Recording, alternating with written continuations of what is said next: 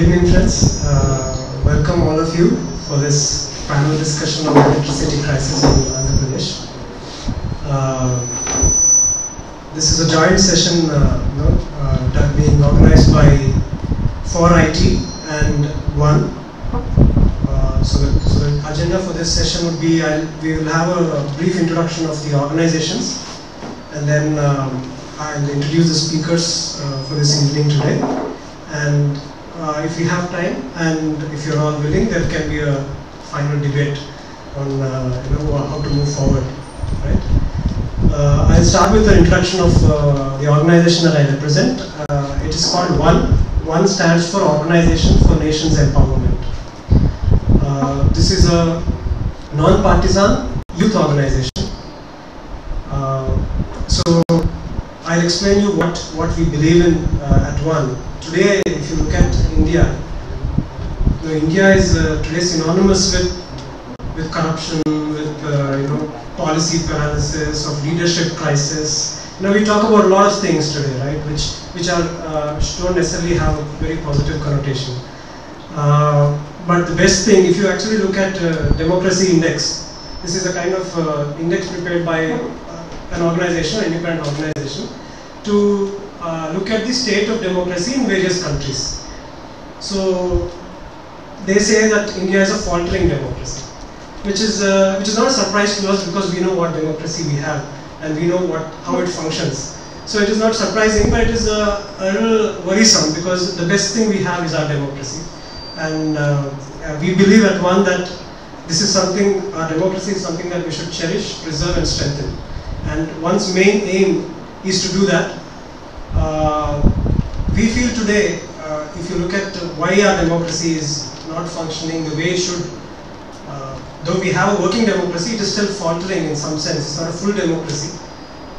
Because for a full democracy, what is important is that while elections, constitution, governance, political parties, all these are important for the business of democracy, what is the most important thing is the participation of the people, the ability of people to look beyond the short term and look beyond themselves and involve with the society.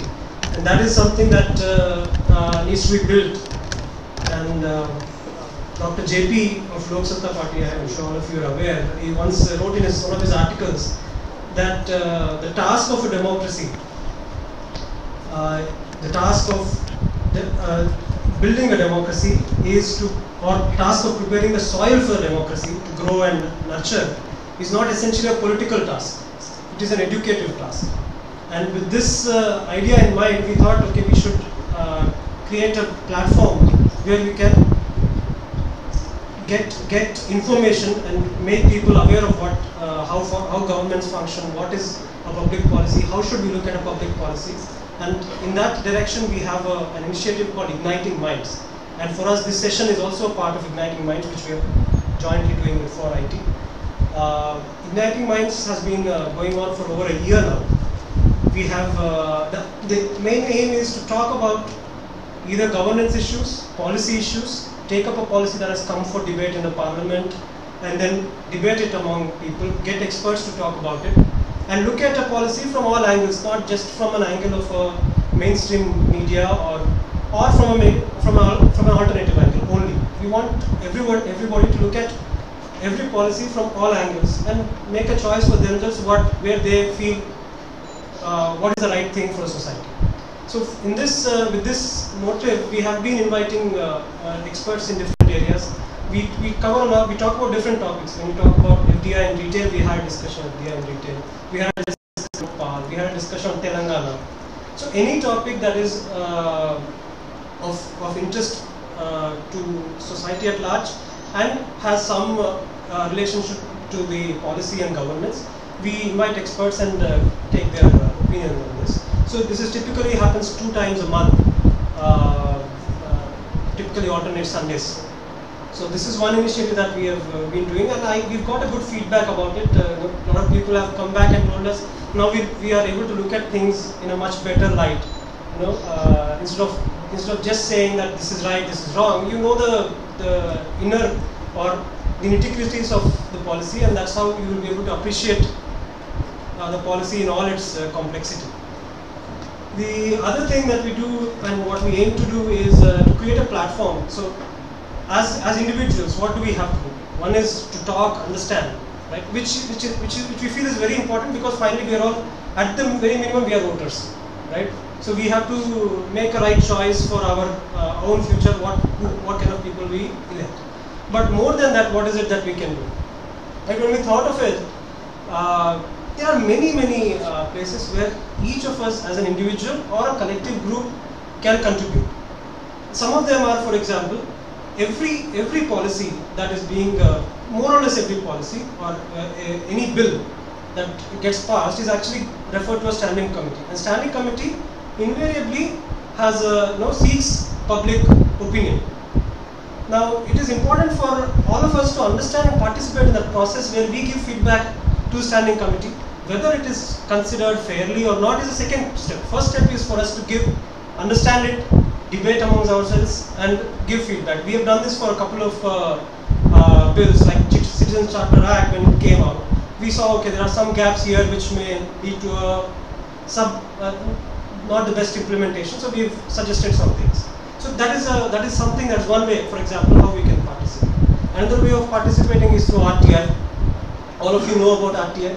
We have a very active group in RTI. We've been filing RTIs both as an organization and also as individuals. For example, we don't get a passport. A lot of our volunteers, they go file an RTI instead of driving. Then you have, all of us can play a very strong role in monitoring policies. For example, today we have right to education. It is a policy that has come where children below 14 years of age have a right to be educated for free by government. Now, in this, what the Act says that parents should be involved by the school management in kind of framing the policies for the school for the next coming 1 year. But our problem is that parents are not educated. In most of the government schools, parents are not educated. So we, organizations like us or people like us, can play a very active role. So we are in fact actually designing a program where people like us go and sit in those school management committees where school managements and parents sit. It's not to actually take the system into our hands, but somehow enable that the parents are able to express their requirements to the school management in a much more informed manner. So you actually have to work with parents for this whole thing to work. Right to education is there, but it has to work. That means that parents have to be able to participate well, and that has to be enabled by people like us. Right? This is one way where we can make a difference.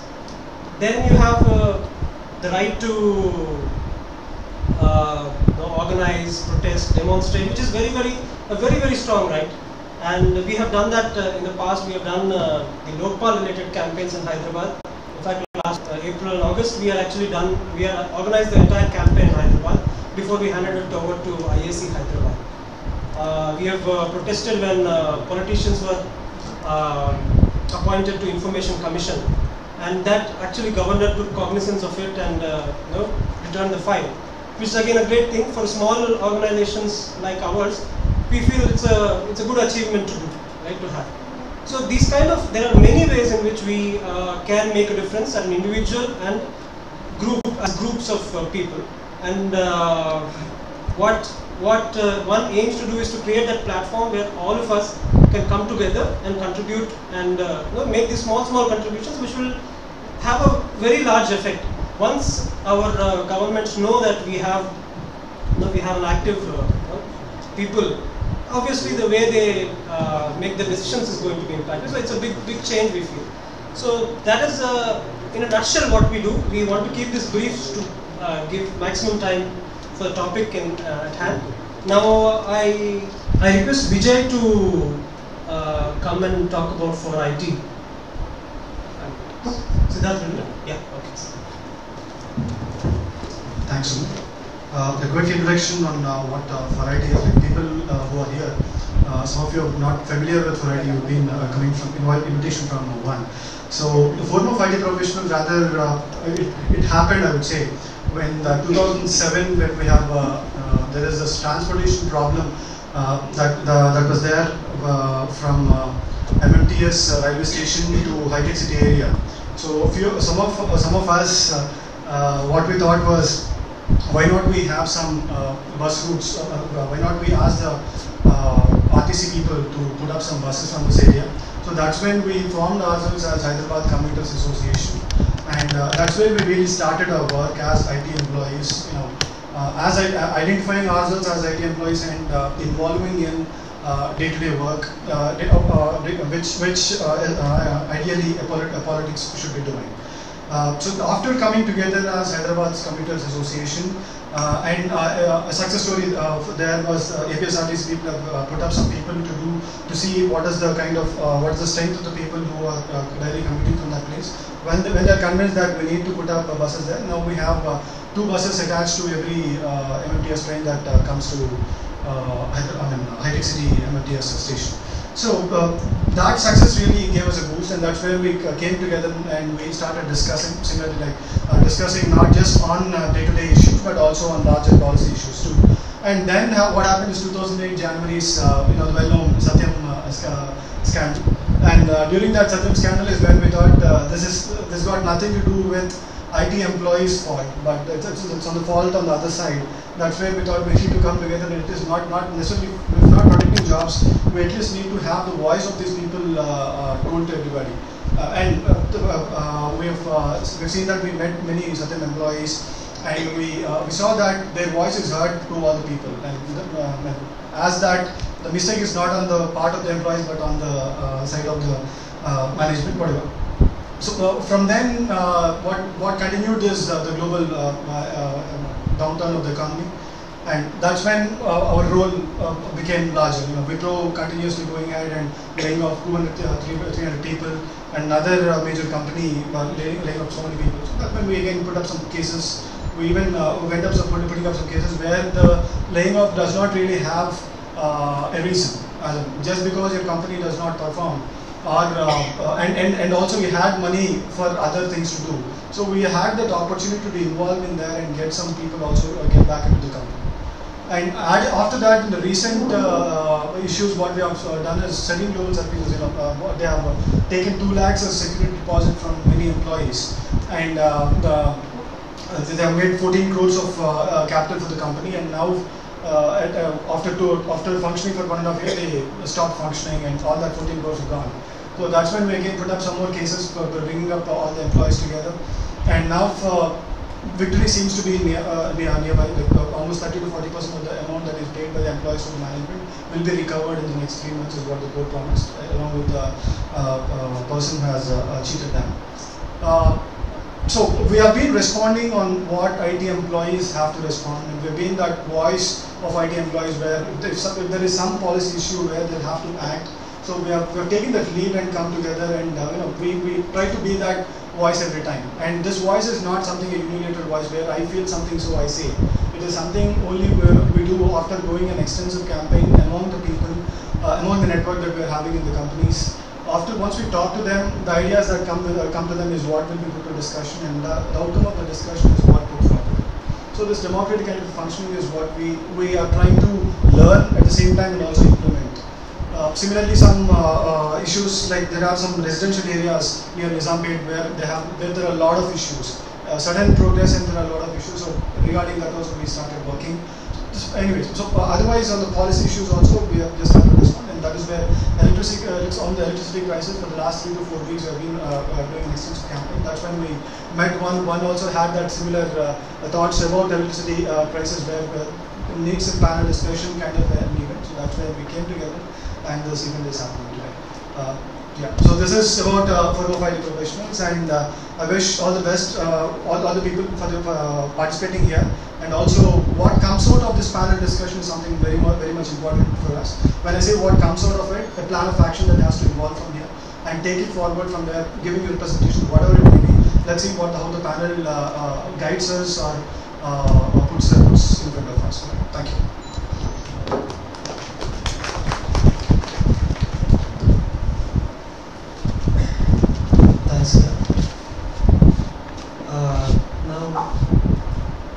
Now, without taking more time, I'll I'll introduce our speakers today. We have a very accomplished panel today, and I'll start with Prabir Purkayastha. When we first Siddharth mentioned about him and we looked up on the web, one of our volunteers commented, he seems to be like a Superman. He seems to know everything. He seems to be able to talk about everything. And it turned out that he's a Superman indeed. He's an energy expert responsible for having done efficiency analysis and execution of numerous power plants. He's been part of setting up of a lot of power plants, so he has this in-depth detail understanding of how power plants work, how grid works. So he's an expert in that area. He is a founding member of Delhi Science Forum. This is a society that works on science-related policy as well as popularization of science. And he's also chief editor of NewsClick. It's a viewer-funded online video news channel, and he's launched it, and he's also chief editor of it. And he actually, if you go to NewsClick, there are a lot of fantastic discussions over there, and even Prabir also has he's also part of a lot of those discussions. And he's also vice president of FSMI. He's the former member of Committee for Upgradation of Power Plants, and he's published very widely and both in international journals as well as articles in Economic, Political Weekly, and a lot of other newspapers. So that's our first speaker. He will be joining us online from Delhi.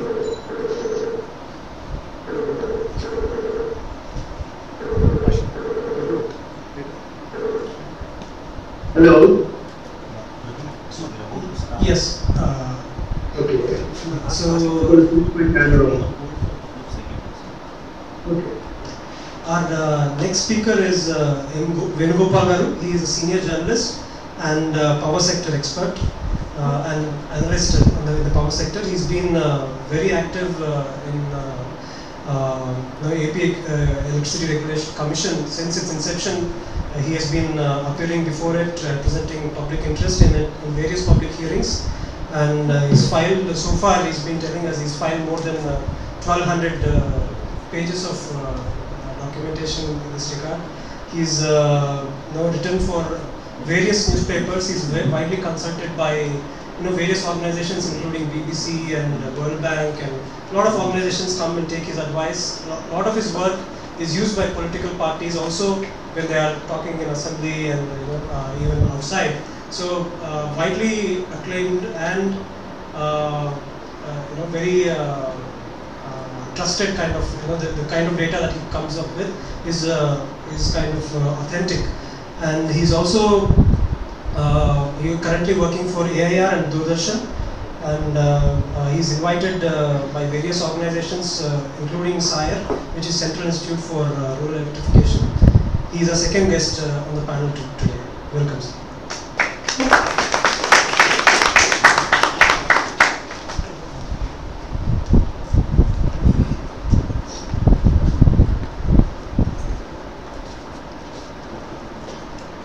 Our next guest is Sudhir. He is working in IT sector for the last 16 years, and out of which he's spent about 13 years in the US. He's returned last year to India and is continuing to work in Bangalore in senior management role in a high-tech company. While in US, he's worked with many companies like Apple, HC, Coca-Cola, and guess what, Enron. He's worked with Enron too, so I'm sure he has a perspective or two to share. And he would also be able to give us a perspective on how it affects IT companies and the impact that this kind of thing happens on as well.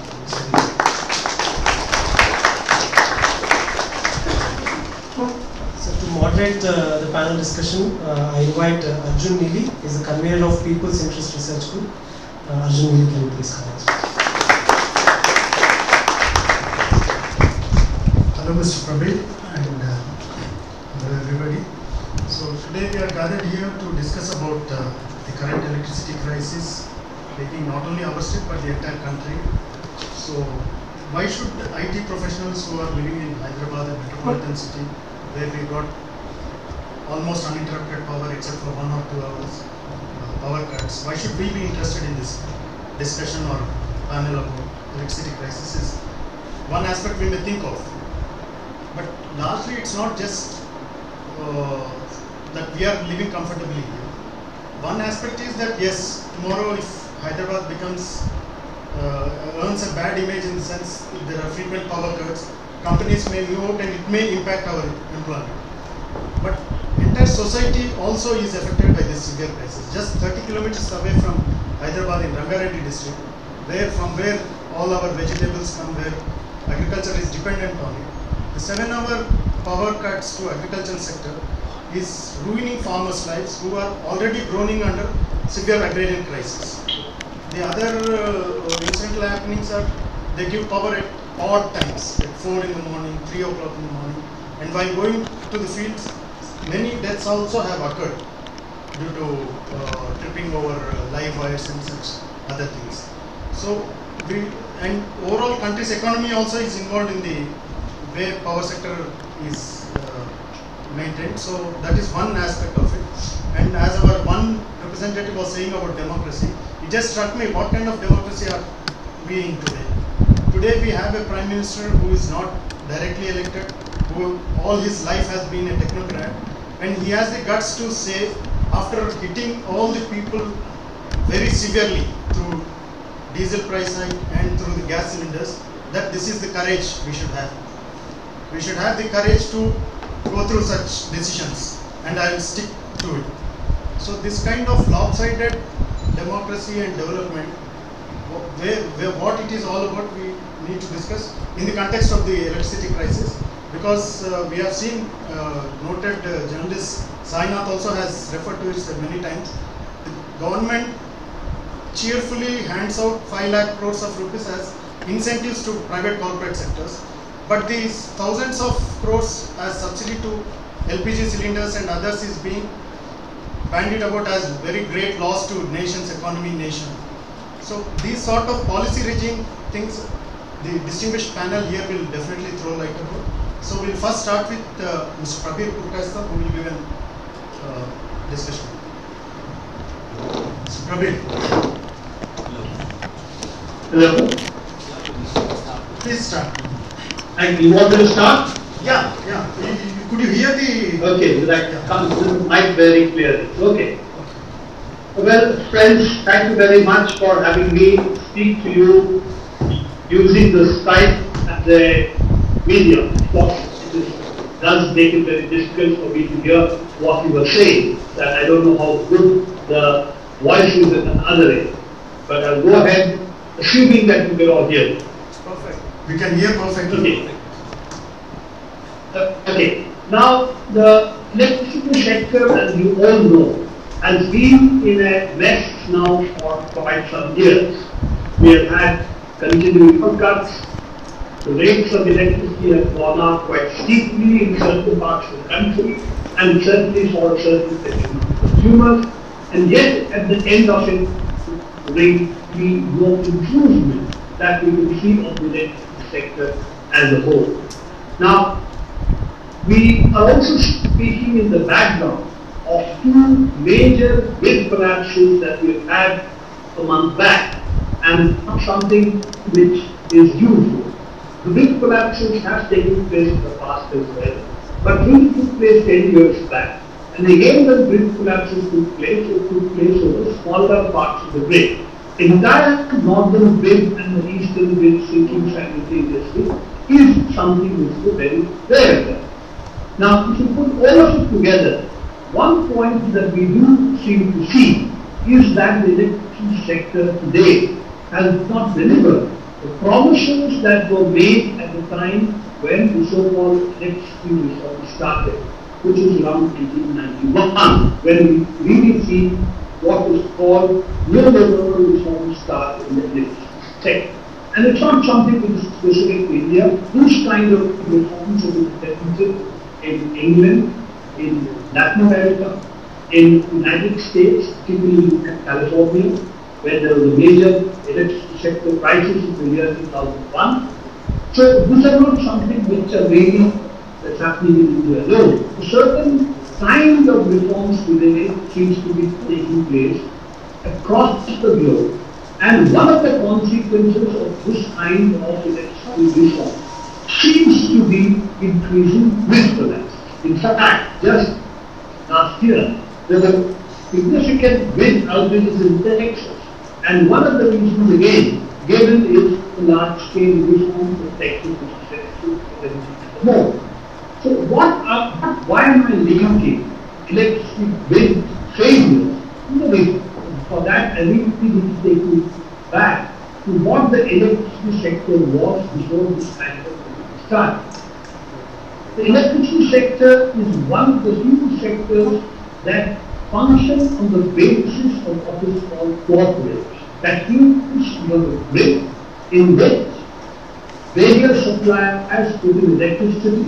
You have demands which are made by a whole bunch of consumers. They could be individual consumers who are sitting in various houses, or they could be also people who are large consumers of electricity, like for instance big, large process plants, large factories, and so on.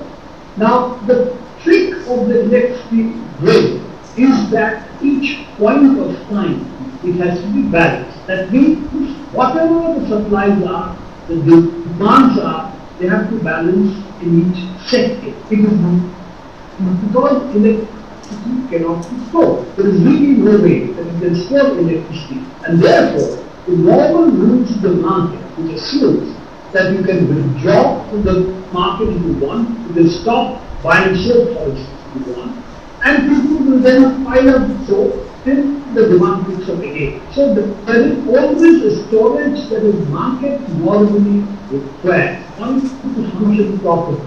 The electricity sector is an unusual one where you, unless at every instance of time the demand and supply are balanced, it is not possible to run the electricity grid.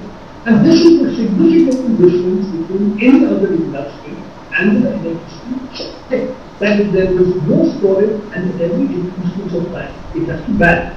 This is the reason that instead of competition, which is what other sectors of the economy see normally, even in the most capitalist of economies, which is the United States, the electricity sector developed through cooperation and collaboration so that the grid will be maintained stable. The whole regulated electricity sector therefore moved from the principle that everybody will have to cooperate with everybody else in order for the grid to survive. And if it doesn't happen, then the grid is likely to collapse. This is how the first 100 years of the electricity sector development really took place, starting from when the all-electric currents become a reality and were able to expand the grid significantly. And you can bring in much larger set of consumers and much larger set of the producers into a common system, which is really what the United States Engineering Association declared as the marvel of the 20th century. Remember, all the engineers voted to declare what was the major advanced technology in the 20th century, and the electricity grid was voted by far as the most important engineering challenge that took place. Now, hello? Yes, yes. So, if you can hear me? Yes, we can hear you. Carry on. Okay. So, if you really look at what was being done, is that electricity sector was developed in the spirit of cooperation, precisely because the grid had to be balanced, and here it was the laws of physics that demanded that laws of market would not apply. And if you have to make the laws of physics operate, then you could not operate on the basis of the market principle, but not through competition, but you operate through cooperation. Now, this is a principle which was thought was not okay, and it was suggested that we could actually bring the electricity sector to work on the basis of competition. And this is the whole issue of what is called open access principles, which is what starts with Chile. In fact, it's quite interesting. The Chile Pinochet brutal regime that took place in Latin America also decided that the grid could be made into competition and decided to privatize electricity generation agreement. Competition on the basis of generation, and the suppliers would then equally each other, and was being used this market principle, the price to come down. This is what Margaret Thatcher did also in England, and this is what was tried in different parts of the world at various points of time, and is still today the dominant, shall we say, the economic orthodoxy in the electrical sector that you can make competition work. Now, one second. This is what we had said right beginning. Right? If there is a shortage, will the market principle mean Hello, Praveen. prices will go down? Mr. Praveen. Go up. Hello? Yeah, can you just hold on? The voice is not coming clear, so they're going to call you on your mobile, and then that will be put on the line. Just one second. Connect again? Yeah, we'll call you through on mobile.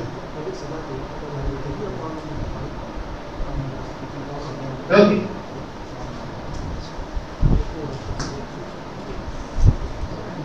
Okay. Okay, I'll keep the video on, and when you call me, I'll speak on the mobile, okay?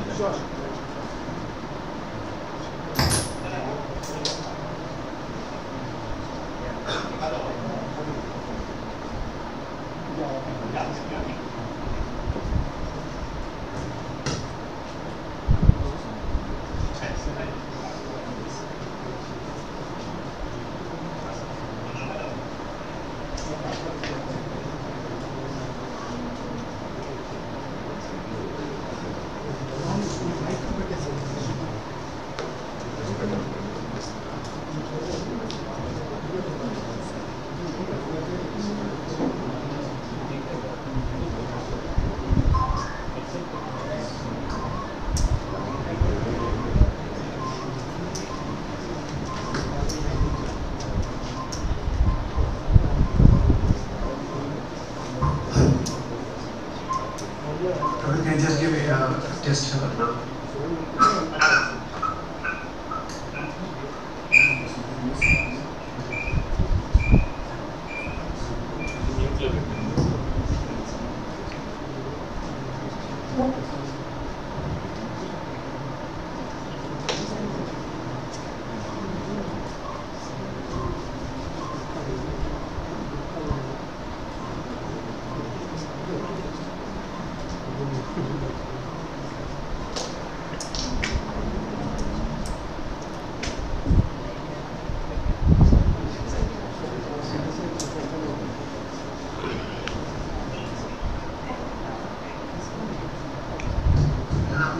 Yeah, probably go ahead now. No, probably not yet, just a second. No, not yet, just a second.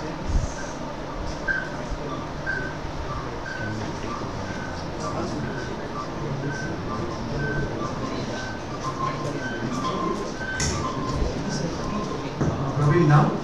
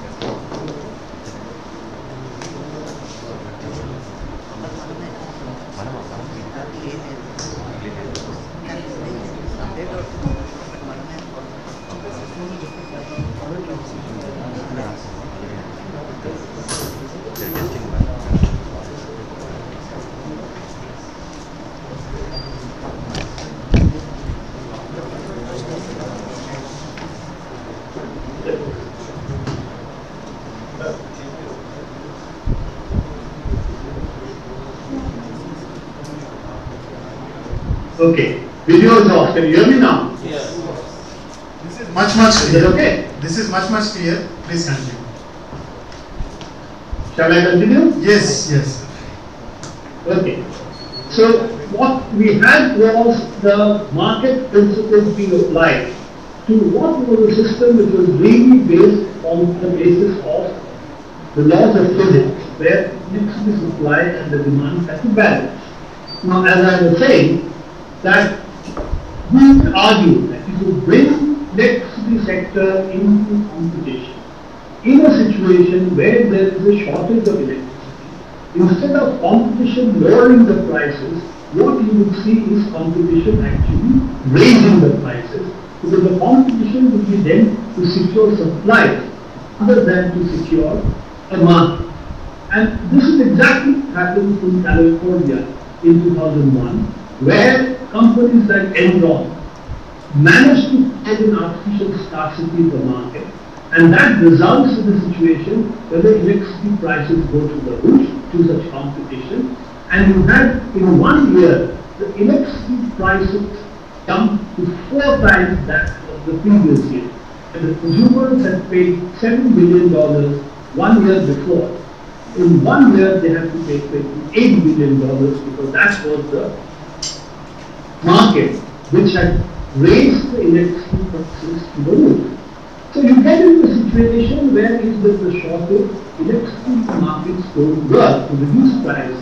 On the contrary, electricity prices in fact go to the roof because now there is a competition to secure supply.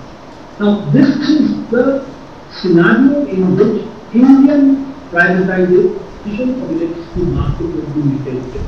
We had, in order to create a market, what was recommended is all generators, distributors and transmission would be separated, what is called unbundling. Unbundling of the three would mean the distributors have no electricity generation with them. They would compete for production for those who are producing electricity to secure supplies, and that would be used for them to sell to their consumers. The transmission companies remained in government hands everywhere, so they were not privatized. But what did happen was the producers now became open to both private and public participation. Number of places they were privatized completely, like in UK, but in lots of places like India, for instance, we saw a mixed competition between the public sector, like NTPC, as well as generating companies, state-owned generating companies, as well as the private sector. Now, 2003, the Electricity Act was passed in India, which demands that everything should be open access and a power market should be built. If you see today, roughly 10 to 12% of the electricity that is being sold to the consumer by the distribution companies are today being sold through this power trade.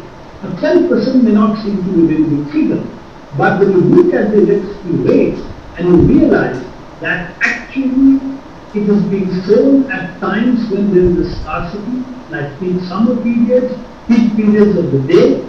At such times, the rates of electricity can be as high as 8 to 12 rupees, and certainly on the average about twice that of the rate of production.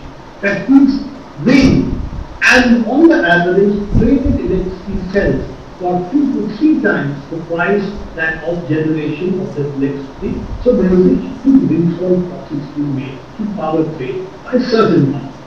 And that is why at various points of time, we also discussed that we should cap the maximum amount of cost of electricity in the market. At one point it was talked about 8 rupees, now it's being talked about 5 rupees. But essentially what is being talked about, should it be 2 times the cost of generation or should it be 3 times the cost of generation, so that it is far beyond what the cost of generation is. So we do see the electricity sector is producing a scenario where electricity is being sold by certain companies, and the companies these companies are, price far beyond their cost of generation. So let's look at what the situation in 1991 was when electricity reform started. At that time, if you look at what the government figures are, you will see that the total losses per year of the state electricity board at that time was something like 3,200 crores per annum. This was the kind of losses that was taking place, and it was due to the fact that there was a gap between what was being charged from the consumer on the average and what was being actually what was the cost of generating. And a large part of that was really the fact that we had a situation where the agriculture sector was given power at low tariffs, as well as a bunch of consumers who really were poor, who had just basic access to electricity, and they also had to be given what we call subsidized electricity. But the gap was only 3,000 crores. But after about 10 years of reform, when the electricity sector is supposed to have become much more viable through such reforms, the gap between supply and demand price had risen from 3,000 crores to roughly 24,000. Today, after another 10 years of reform, particularly the power market having been created, we see, as per the figures available to us, that today the accumulated losses of distribution companies are about 200,000 crores. From what was a 3,000 crore per annum loss, it has reached something like 30 to 35,000 crores per annum loss that we are seeing today, and accumulated losses which is what the distribution and most of them are government distribution companies are looking at 200,000 crores deficit. So the electricity sector has produced a huge deficit. Supposedly the reason for the reforms was that this kind of losses in the electricity sector would be minimized through competition, the prices would come down, the prices have in reality gone up, and instead the losses of the state electricity boards coming down through such competition and such efficiency improvement, through such commercial principles of operation, what we see is huge losses that are taking place today, and as I said, is 200,000 crores today that stands in the books of distribution companies. Interestingly enough, it is also said that 3/4 of these losses have taken place in the last 5 years, and this is the period which has seen the ballooning of trade of electrical power in the power market that has been created. The power markets operate on these three basic principles. One is the short-term market, which can be day ahead to a 7-day market. The second is what is called UI charges, that means the frequency is down, then I can supply more power and be paid some money for it, which is higher than the cost of power. So that's what is called unlimited exchange rates, which are set UI rates. The third one is, of course, simple power trade, in which a whole lot of trading companies are quite active. Power trading corporations is being one of them, and also Adani is being another. Now, if you look at what has happened, you will see that the companies which have really made a killing in terms of sale of power are either the power traders or what are called the merchant power companies. Those companies which have been producing power in the last few years and have not been selling it through a long-term power purchase agreement, but have been selling it through what is called the merchant power route, which means they are selling basically through power trade, which has been what has been brought about, particularly in the last 4 or 5 years. And you see the thrust of the government policies from 2003 onward has been to promote power trade, to promote open access, and argue that if you don't promote power trade and open access, then the electricity sector will be in a bigger fight. What's the argument for that? The argument for that is if you want private power to come into the country, then we have to give them incentives like power trade, and also, what has now become obvious, is give them free coal. And this is the second part of the puzzle that we see in terms of the coal again. That coal was being given earlier to steel companies because when coal mines are nationalized, steel mines are also nationalized. Certain steel companies like Tata Steel already had coal and steel mines, and they are allowed to keep. In 1993, co-terminus with the electricity reform that starts 1991 is when it really starts, 91, 92, when we get the aircons and others into the Indian market. At the same time, the decision is taken that coal would be hence given to power companies as captive coal. As a result of this, the power companies started looking for coal by taking up coal blocks. And through this route of allotment of coal blocks, I think 42 coal blocks were allotted during the time of NDA, and subsequently, as you know, I think another 160 coal blocks have been awarded to other companies. Most of them have been given on the promise of either setting up steel plants or power plants, and most importantly, the argument being given was that if we want to get private power into the grid, this will have to give them coal free, give them coal blocks free. Now, one of the parts of it was that they therefore benefited at the CAG report found that if they had bought power coal from Coal India, they would have paid something like 1,000 rupees per ton, instead of which their cost of production would be somewhere near 300 to 350 rupees per ton. So, per unit of electricity sold have made a profit in terms of just the coal price alone. They have made something like roughly 40 to 45% of the price of electricity they have actually achieved by having a lower cost of coal because they have been given coal free. Coal blocks virtually free, only cost of setting up the mining operation. I'm not going into the larger issue of the coal scam per se, but I will only comment on this part of it, that not only did they get coal blocks free, not only were they able to therefore produce power cheaper, companies like Jindal, companies like Adani Power, they actually also sold this power in the power market, and they not only sold it, they didn't sell it at regulated rates, but they really sold it at 2 to 3 times the cost of production of power by all other companies who were rent-free. So the government of India said, like Mr. Sipal is arguing, that we gave coal blocks free in order to promote private low-cost power. What is not telling us is that the rates of electricity in the country are regulated for those who have got long-term power purchase agreements, and they have been selling through such long-term agreements. Most of these are public sector undertakings, most of these are companies like NTPC, power generation corporations, but the private companies who have been doing coal mining quite often sold a part or all of their power in the market. The 10 to 20% power we are talking about largely is from companies like Adani, largely from companies like Jindal, who have also bought coal blocks free. So what we have is a double scam, the ability to sell at a high cost and then also have the ability to therefore also make a killing. I'll come to the last point, that why did I connect all these issues to it? When you are selling power to the market, you are also then using the grid as a market. You are also using the grid to wheel power over long distance.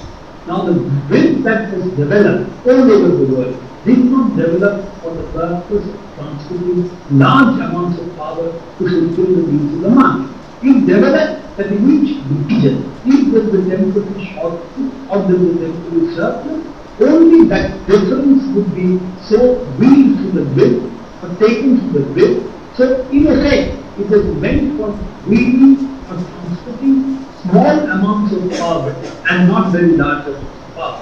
The power market being created, the grid is effectively being also asked to work like a marketplace and also being asked to transfer large amounts of power from one part of the country to another, whether it's the United States or whether it's India. And because the grid was never developed for this purpose, therefore the grid actually becomes unstable under these conditions. So therefore you see no grid out to this day that you ever saw in the past, and it has been accompanied with the rise of competition, this competitive electricity markets being created, and the grid having been forced to serve the purpose for which it was not created. In fact, if you look at the grid collapse that took place in the northern and the eastern grids on the last month, the interesting part of it, the government claims it was overdrawing by Haryana and Punjab and Uttar Pradesh. The fact is, the grid collapsed first day at 2:30 at night when it was raining in the north. There was no demand on the grid. In fact, the frequency throughout the day was at 49.6 to 49.9, which in Indian terms is very good frequency indeed. So there is no evidence of overdrawing.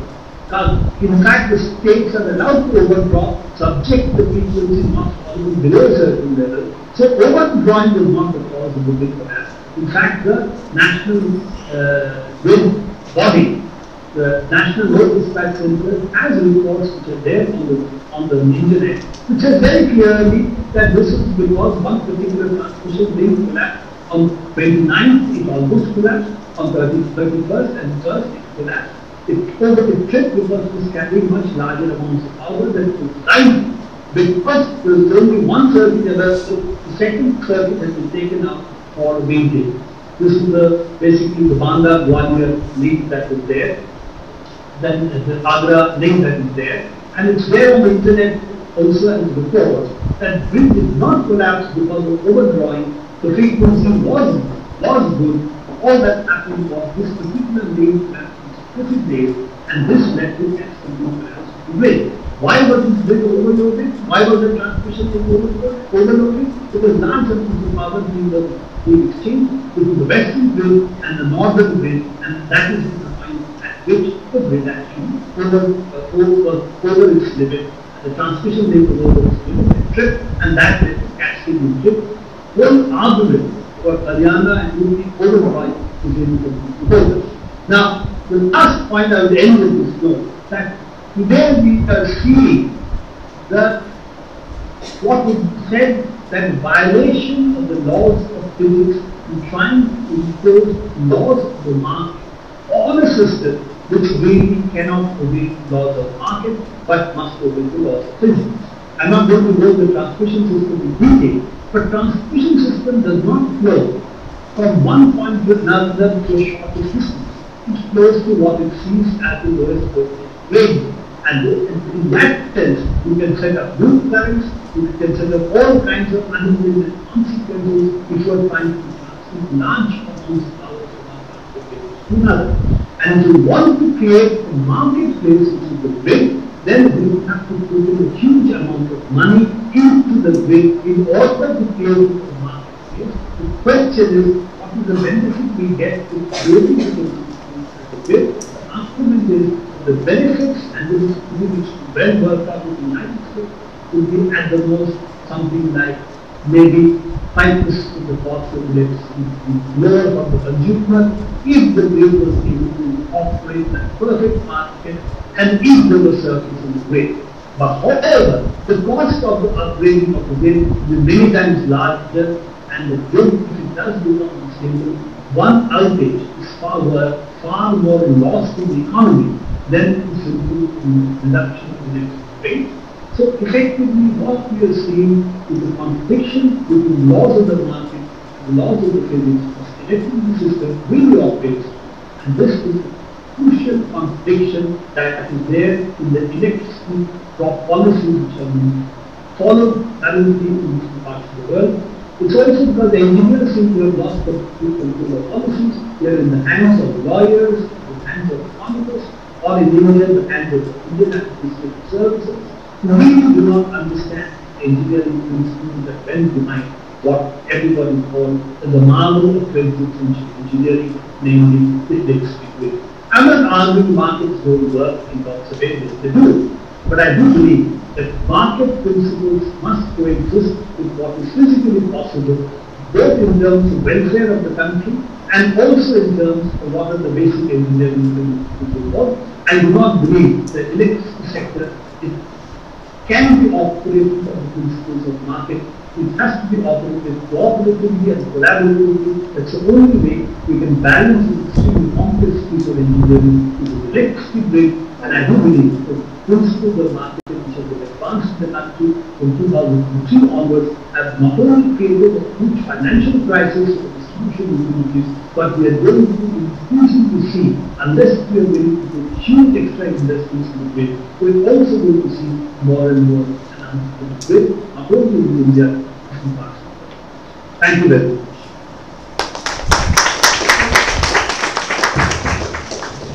Yeah, Prabir, Mr. Prabir, can you hear me? Hello? Yeah, I can hear you. Yeah. It was a good presentation. I was just wondering about, see, in many areas we compare with China. I mean, we started off after independence almost simultaneously. So, can you throw some light on what is the situation there? Because it's also largely coal-driven and similar conditions. How are they faring in this? Yeah, the Chinese example is a very interesting one because India and China roughly moved together throughout the 50s, 60s, 70s, and even up to early 90s, there were roughly double our electricity grid size. We were producing twice as much electricity as we were. But the rate of development of growth was roughly about 8-10% per year, and both China and India were keeping those rates. At the time of before the electricity reform started, India had actually a manufacturing sector by which we produced all the electricity we produced. China at the time did not have such companies. But what China did was that they invested very heavily in expanding the electricity sector.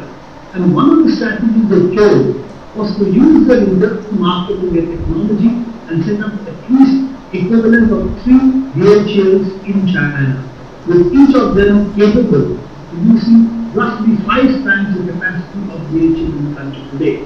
DHL can supply about today 7,000 to 8,000 megawatts per year, and is trying to upgrade it to something like 15,000 megawatts a year. China has at least 3 companies which can supply up to 40,000 to 50,000 megawatts per year in electrical equipment, and as you know, they are supplying such equipment to India as well. So the real difference comes that when we are slowing down in the 90s, in fact in the 7 5-year plan, that's 85 to 90, we had installed about 20,000 megawatts. The next 5-year plan, we installed about 13,000 megawatts, and that's roughly the rate that we produce. They installed less electricity in the 8th, 9th, and 10th plan than we produced than we did the 7th plan. From 11th, 3rd plan onward, things have been looking up a little better. The 3rd plan is possibly will do a lot better than we did earlier, but we already have built a huge backlog. China brought down the cost of its equipment by utilizing domestic expansion of the electricity market, utilizing the fact that they got technology at a low cost, and also built up huge manufacturing capabilities over there, to which also they lowered the cost of electrical equipment, electricity generating equipment, and as a consequence, China was able to expand its electricity sector today to roughly 3 times that of India, if not about 3.5 times.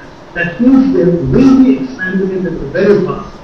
They have not privatized the electricity sector, and they have not been this competition in the electricity sector. They have various utilities which are both producers and also distributors of electricity, and the key difference between India and China has been the fact that they have expanded their electricity equipment manufacturing very rapidly in the 90s and also in 2010 up to even now. Let's face it, today Chinese equipment is the future of electricity equipment manufacturing in the world, and most companies today are importing Chinese equipment. We now are trying to set up not 1 but 3 to 5 such companies with private sector participation, and I'm afraid that we are also setting too many companies to smaller markets. We perhaps should have expanded DHL earlier. If you want to set up companies, maybe 3 companies is always all that we should do at the moment.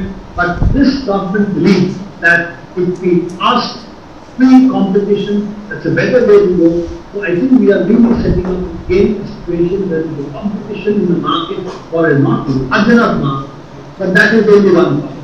But the major difference between India and China is the rate of expansion. China is for the 90s onwards based on domestic manufacture, and at the same time India thought that it will have private electricity companies coming, expanded sector, that did not happen. And China really invested huge state funds in expanding its electricity sector. And that expansion in China took place to the state government, the government invested in the electricity sector expansion, while India, we waited for private sector. When they did not come in, we gave them further incentives to free coal and also freeing the market of regulatory controls for at least what is called open access power trade. So I think we have followed 2 different parts of the development, and it's very clear that the path of development of China has led low-cost electricity expansion over there, availability of electricity for building up manufacturing sector to huge scale, while major bottleneck today for any manufacturing sector is the high cost of electricity, number 1, and number 2, the lack of availability. Okay. we sign off. Prabir, Mr. Prabir, thanks a lot for throwing light on this crucial subject. Hello? Okay. Yeah. Thank you. I think the discussion will be a little difficult because I really can't hear you properly. Yeah, I'm going to stop and leave over to the speakers over there. Yeah, Okay? because there are two more speakers, so it will take some time. So we... Thank you. Yeah, thank you.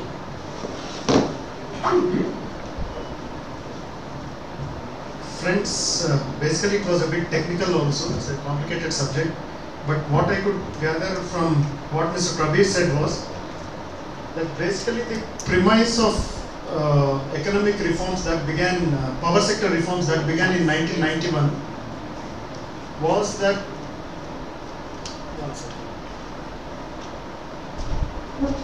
with can you switch on the video?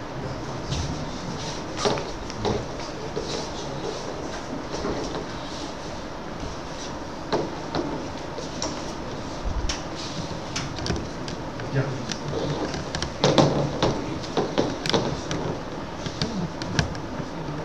So his point was that the power sector reforms in 1991 were premised on the basis that there would be a reduction in prices with greater participation of private sector, with greater competition, and the tremendous amount of losses in transmission and power sector generation, these also would be reduced. This was the basic premise by which Enron was invited and a lot of other private sector participation was done. But now, coming to now, what he says is that there's accumulated losses now amount to over 2 lakh crores, 200,000 crores are the accumulated losses. And roughly in some state utilities where the losses were around 2,000 crore prior to reforms are now today around 35,000 crores. So the basic premise of reforms has failed. There was, it was not achieved. And then he did say about how private sectors are using the captive coal blocks which were granted to them mainly to take at a cheap rate the cheap coal and then profit from it. And by he also talked about power market where they are selling at high rates during peak summer and peak times. So there's some sort of double standards in that also, he said. And he referring to grid collapse recently which completely darkened the northern and western regions. He said this is mainly happening because a lot of electricity is being moved from one end of the country to the other due to market needs without being utilized at the local level. And no investment was done to strengthen the grid. So that also contributed to the collapse, he said. And his final point was that the laws of market principles must coexist with the welfare of people. It can't be just market-driven policy regimes. And he was saying that but the policy is in the hands of lawyers and others who are not connected to the sector. So this must be balanced with people's interests. Coming to comparison with China, he said the path China adopted by investing heavily in the infrastructure of electricity generation, where it promoted its own state enterprises to build cheaper power equipment, and it aggressively went on adding power generation to its country. And today China has roughly 3.5 times more power generation than India, although we began at the same time.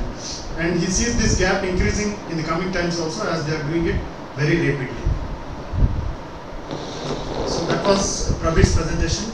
Now I would request Venugopal Garu to throw some light about the situation in Andhra, how the power sector. You can check.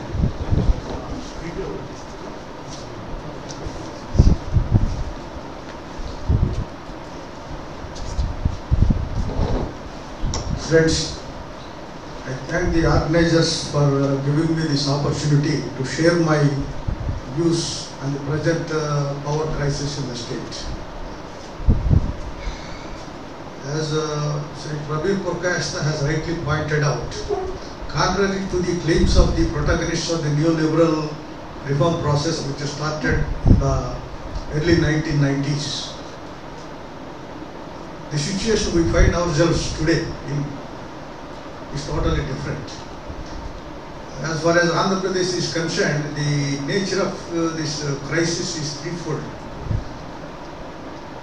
Very huge burdens in the form of tariff hikes and fuel surcharge adjustments, which means deferred tariff, running into thousands of crores. That is one. Scarcity, unprecedented scarcity for power and equally unprecedented power cuts, affecting all sectors of the economy. Third one is the government's power utilities in financial doldrums. So this is the kind of crisis the neoliberal reform process has engulfed the entire state in, contrary to the claims of the protagonists of this reform process. Now, there are reasons for this. Short-term reasons are there and long-term reasons also are there. At present, we have about 16,000 megawatts of installed capacity in the state. That is, the four distribution companies can get that power under long-term power purchase agreements with the respective generators. That is APGENCO, NTPC and private parties, non-conventional energy units and all those put together. The immediate cause is shortage in supply of gas. Gas or coal is being allotted by Government of India through its empowered committees to the respective power plants. Government of India is also fixing, based on the surveys being conducted periodically by Central Electricity Authority, the country requires, say, in the next 5 years so much of power, installed capacity to be added. And to evacuate that, we require this much of transmission capacity and distribution capacity. So plans, and apart from that, to utilize the installed capacity to be created, fuels also are required, basically coal and gas. So it is for the Government of India to plan how to produce and supply all these things. There the Government of India has failed deliberately as a result of this neoliberal policy approach. After this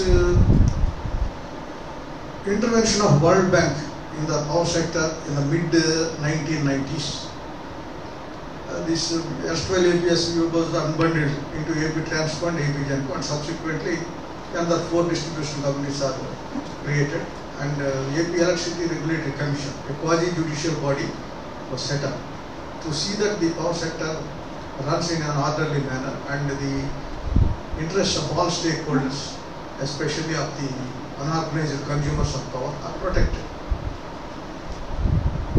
But the experience is different. Of course, it has its own constraints. But now coming to this one, we have about 2,770 megawatts capacity of gas-based projects from whom the DISCOMs can get this power.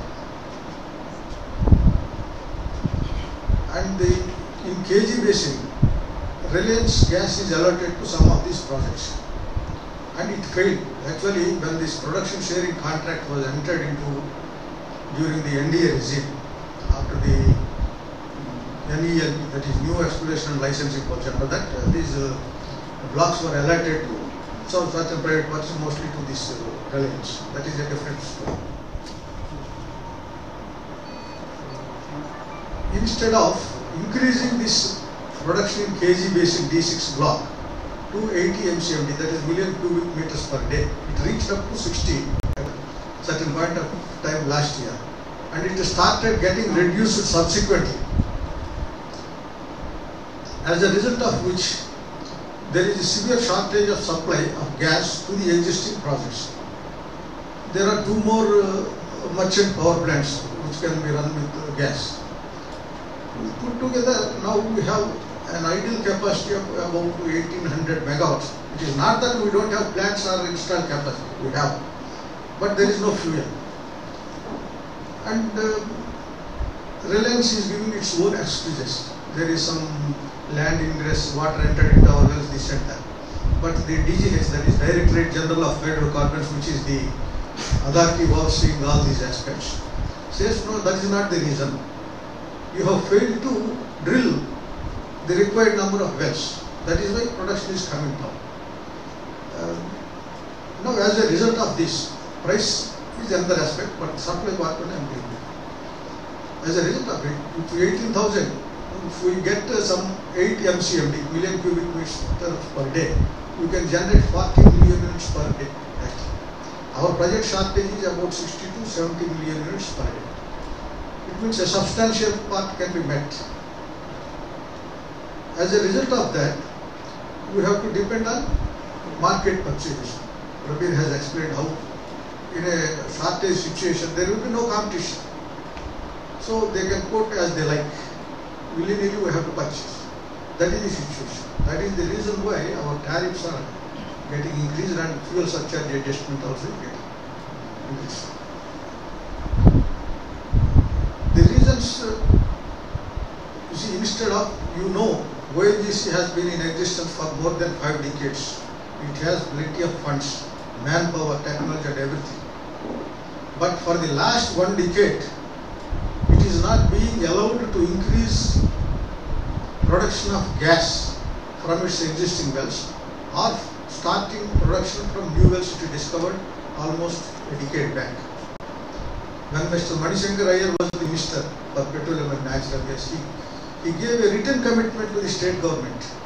I will get this production of gas from the existing wells increased and supply. Nothing has happened. Because whether Coal India or ONGC, they are forced to invest abroad. You get blocks there. You leave the field to the private parties like Reliance. That is the policy approach of the government of India, whether headed by the NDA or the UPA. It doesn't matter. Both are chips of the same block. So that is the reason why. Second thing, even in allocation of gas, all of you know that AP Genco, state government's generating utility, proposed to set up a plant with a capacity of 2,100 megawatts at Karimnagar, that is gas station. For the last 4 years, government of India is not allotting gas to that plant. At the same time, it allotted to merchant power plants like Lamco and GMR bath mounted plant. You can see the priorities. Similarly, after this, allowing these private investments and private developers into this power sector, BPL was selected through COMTTB to set up a 520 megawatt capacity coal-based pithead station at Ramgarh.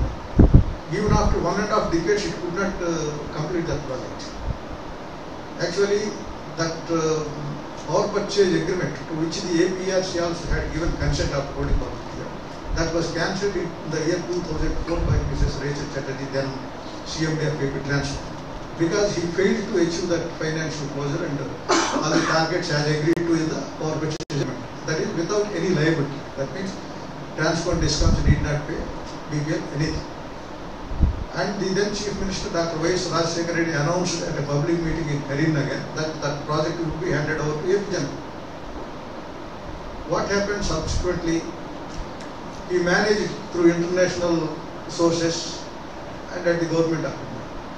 Prime Minister Manmohan Singh and the then Minister for Finance for the first time, Chidambaram, they came all the way to Hyderabad and held a meeting with Chief Minister and others in the Jubilee Hall. Japan is interested in this project, you have to allow it. You revive that PPA, allow it to be implemented and give all the support. Obviously, he had no other go. So that the PPA was revived. Its capacity is allowed to be increased to from 520 megawatts to 600 megawatts. Instead of cancelling the allocation of coal, they allotted additional. And the project has not seen the light of the day till date.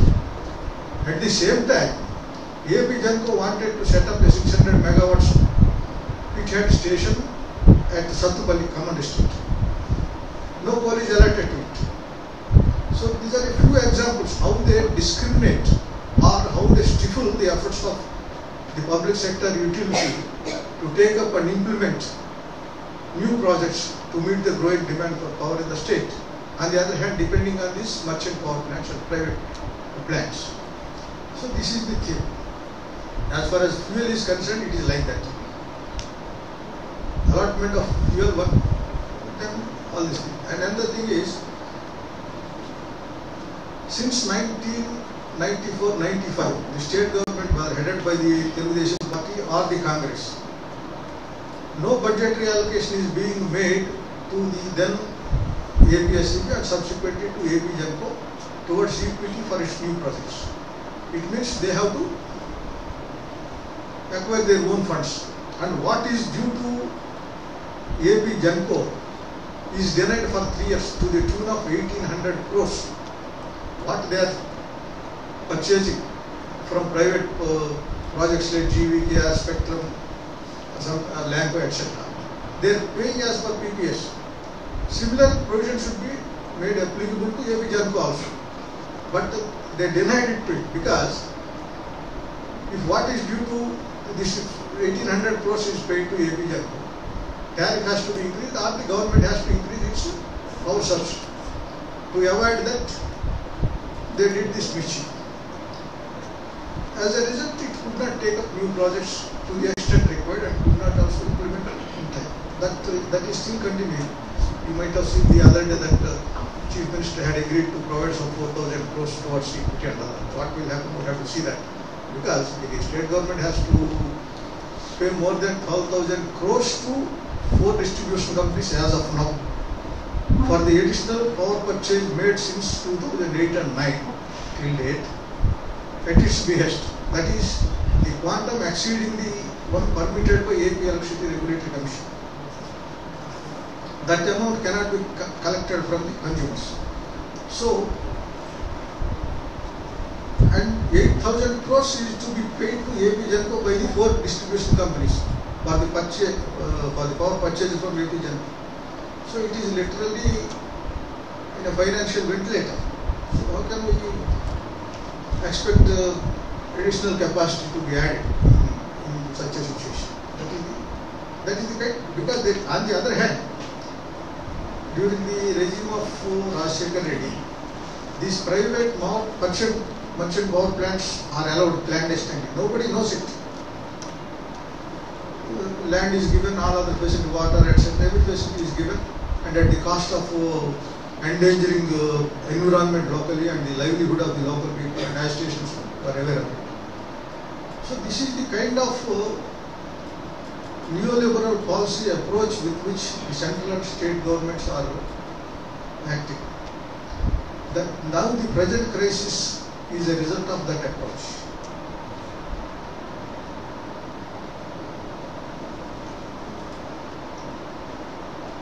As of now, there are on paper there are about some 70,000 megawatts of private merchant power plants and others.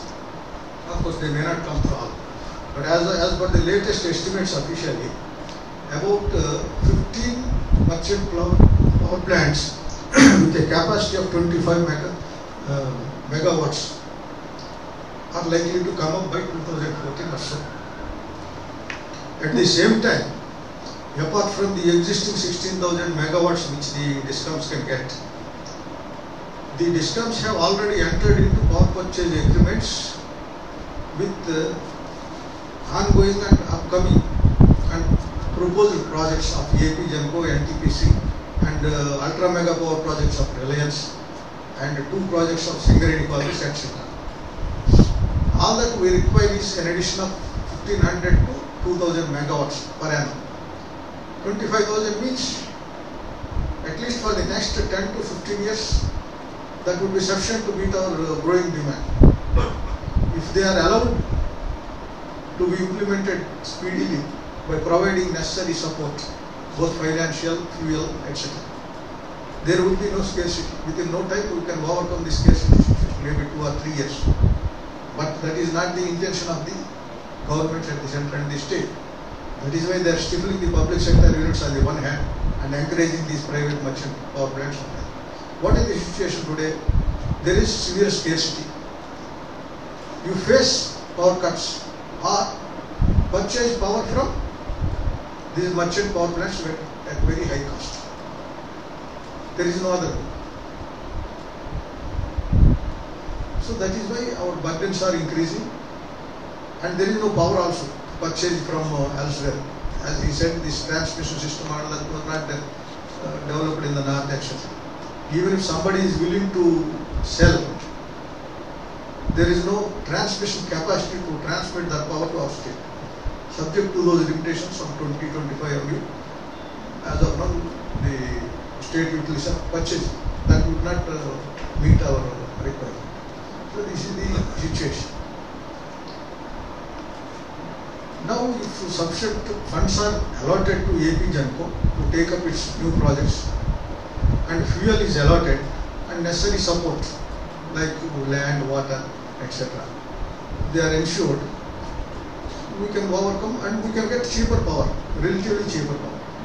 The difference why we are stressing on the importance of public sector is, if a PPA with a private power sector like a GVK project or something or other stuff, say it is for 15 years or 18 years, and 90% of its total capital investment is being paid through this tariff in the form of depreciation elements within a period of 11 years only. That is front loading the tariff. Actually, when we set up a plant, the entire capital cost has to be reimbursed over a period of its useful lifespan, not within 10 years. It can run up to 25 or 30 years. Instead, within a period of 11 years, we are paying 90% of its capital cost. After 15 years, they can sell to anybody. That means you can sell at any rate, but the consumers are paying 90% of his capital cost within 11 years. So it is a all distorted reform process. And how these the power purchase agreements and their terms and conditions, how they are manipulated, it is a very big notorious case. And even some of the engineers from other states could not believe it when I explained, because there are reports of Comptroller General and Attorney General. That is a different story, because hundreds of crores we are paying access to these private projects. One more aspect is, there is no private project in the state with which the DISCOMs had PPAs that have not gone to courts. Every project issue is in legal litigation. That is a big story. I can't explain now. And coming to this, the impact of neoliberal policy approach. $4.2 is the price fixed for Reliance gas for MMBTU. MMBTU means million metric British thermal units, based on the heat rate it works out. During this hearing in Bombay High Court, in a case related to Mukesh Ambani and Anil Ambani, the judge asked the lawyer of Mukesh Ambani, what is the cost of production of your gas? He said $1.85 per MMBTU. And NTPC has called for international competitive bids to supply gas to two of its units in Gujarat. In that, Mukesh Ambani's Reliance quoted $2.34 per MMBTU and got selected. Later it refused to supply. And that case is continuing. You can understand the role of the wings of the state, including judiciary. The case between the two brothers is settled in Bombay High Court and in the Supreme Court also. The other case between NTPC and Mukesh Ambani also was going on simultaneously in the Bombay High Court, and it is still pending. You see the kind of priority judiciary gives as far as our AP's case is concerned. These power purchase agreements made with GVK, Spectrum, Lanco, etc. There were fraudulent provisions. They managed with the then powers that way. Subsequently, petitions were filed because these power purchase agreements have to be ratified by the APS. But when they made, there was no APS. When they made the original agreements, there was. But subsequently, when it comes into existence, it has to take up. Since its inception, we repeatedly insisted on taking up these PPS for public hearing and ratification. They did not do that. We don't want to reopen those concluded in all aspects. Luckily, this judgment of Bombay High Court in the case of that Enron and Maharashtra State Electricity Board has come. What they said, yes, the commissions have all the authority to reopen this PPS and even to modify them with retrospective effect. We have brought it that day actually, that news appeared on the day of a public hearing. I got that copy. That subsequently they got that judgment copy. So later, just before the 2004 elections, AP Transport, then headed by Regime Reddy, filed petitions in APRC for modifying these all these terms and conditions of the PPS of this private. They went to High Court and got stay order. Even on the jurisdiction of APRC to hear those petitions.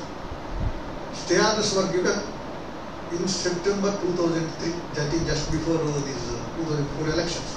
Till date there is no hearing. No judgment has come. Judgments have come from Delhi High Court and the Supreme Court, upholding that in all these disputes between generators and the DISCOM, etc., the only authority to deal with those things is the Regulatory Commission. Regulatory Commission, here it has its own shady character in dealing with all these things, that is understood. So, burdens running into hundreds of crores every year are being continued to be imposed on the consumers as a result of non-rectification of these fraudulent PPS. That is another reason. Then the high cost, of course, the cost of coal also is increasing. There is no check on wastage or corruption in these, though public sector units are pretty most. So all these things are going on. So as a result, the burdens are increasing on the one hand and shortage of power on the other. See, they have allotted about 200 blocks to private companies, not to Coal India, not to Singareti. They are also asking for allotment. They are not allowing them to take up new coal blocks. It means they want to create a scarcity. Yes, public sector units can't meet our requirement, therefore we have to privatize.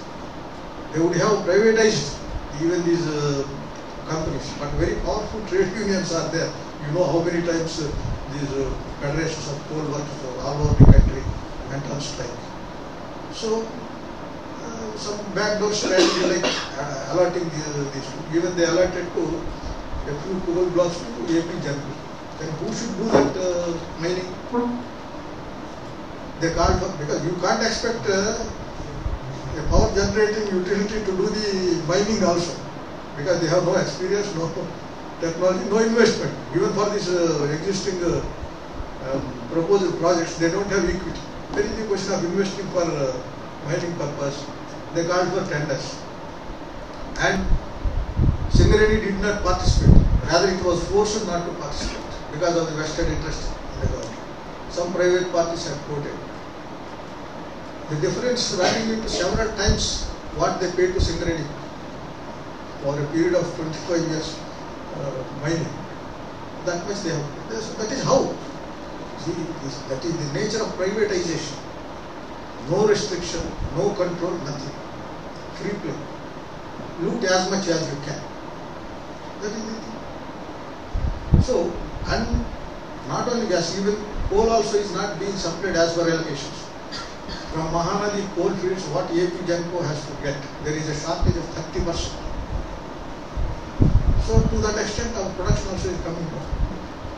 What will happen? They have to purchase, they have to import coal, which is 2.5 times costlier than our domestic coal. Of course, it has a higher calorific value. Even after adjusting that, the burden, avoidable burden is very huge. Going by the estimates shown by 4 DISCOMs for the current financial year's requirement, about 1800 crores is the additional burden on account of this imported addition. 1800 crores only for AP and NTPC also is facing similar. All these burdens are being passed on to consumers. This is the kind of reform process that is going on. So, You see, every political party is criticizing. Power crisis is there. CM does not have foresight. This and that. Barring the left parties. No political, but I have not seen any political party talking about the basic policies which are responsible for this crisis, nor suggesting any pro-people alternative to overcome the crisis. Nowhere till date. Not even before the regulatory commission. I heard them, different political parties appeared before the commission. Or in the media you can see. Just one positive and constructive suggestion from any non-left party. How to overcome this crisis. Just negative criticism. Because the same policies they adopt. They can't go against those vested interests. That is the kind of situation we find ourselves in. There is no rational debate in the media also. Very superficial. And one of the channel, if you say a word against Reliance, they will simply avoid it. I myself have experienced it. I told them in their face, why do you invite me when you don't telecast my views? You can't expect your views to be echoed by us. If that is the purpose, there is no point in holding this discussion also. We allow different points of view, even conflicting points of view. Let people understand. But they openly say, they come to my house also and record. No, we have instructions. We should not say a word against Reliance. Because the Reliance shares are there in that publication house. So what to do? So the corporate media's role also is extremely mischievous. And another danger is whether political parties or mass organizations or public spirited organizations or NGOs, unless and until they take up the issue as and when it arises. $4.2 per MMBTU is very high. Earlier it used to be administered price mechanism about $1.780 per MMBTU. Now 4.2. As a result, the additional burden on our consumers per annum was 1,300 crores. That is the estimate made a few years back. It changes every year. Now, Reliance wants it to be increased to $14.2 from 1st April 2014 because this price was fixed by the empowered group of ministers then headed by Sri Pranab Mukherjee. From 1st April 2014 they have to revise it. Now itself they have started. I am coming to that how they manipulate or pressurize. They reduced this gas production. On the other hand, they are seeking this hike. And they want to get permission of DGH and this, there is another committee also for new investments. Ultimately, they succeeded. Mr. Jay already announced that with certain conditionalities, we gave them permission to invest over $100 billion or something like that. So, the aim of reducing this, one more important point is how these things get managed. Whatever capital cost or the investment permitted for developing these petroleum blocks, as per the production sharing contract, Reliance can get 2.5 times its investment first on sale of petroleum products including gas, giving a nominal share of 1% or so to the government of India. Because I have got all the documents luckily from imported sources including production sharing contract committees with Central Cabinet Committee Secretary's report, Rangarajan report, this and that. Originally they had shown 10,000 crore dollars. Subsequently they inflated it to 36,000 crore dollars. You can imagine 10,000 means they on the sale of these petroleum products they can get 25,000 crores first. 36,000 means 90,000 crores they can get. It means they have a vested interest in inflating this capital cost. So, and all of you have gone through reports that CAG has pointed out that they are unduly favored and this capital cost also is inflated. That is still blending. Actually, the Reliance scandal is as bigger as that of 2G spectrum or the present coal blocks allotment scandal. But that has not received the kind of importance it deserves. So these are the neoliberal policy approaches that are landing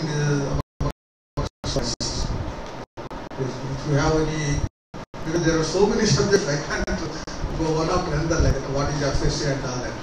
The burdens you can understand.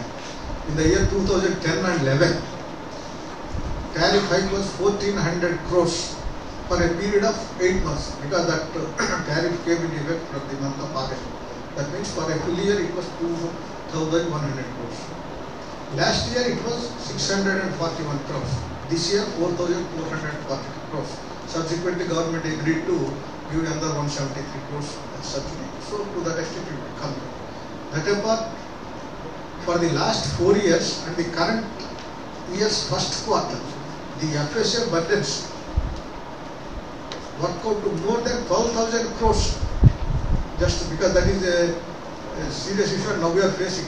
On 20th there is a public hearing by ABS. What is this FSA?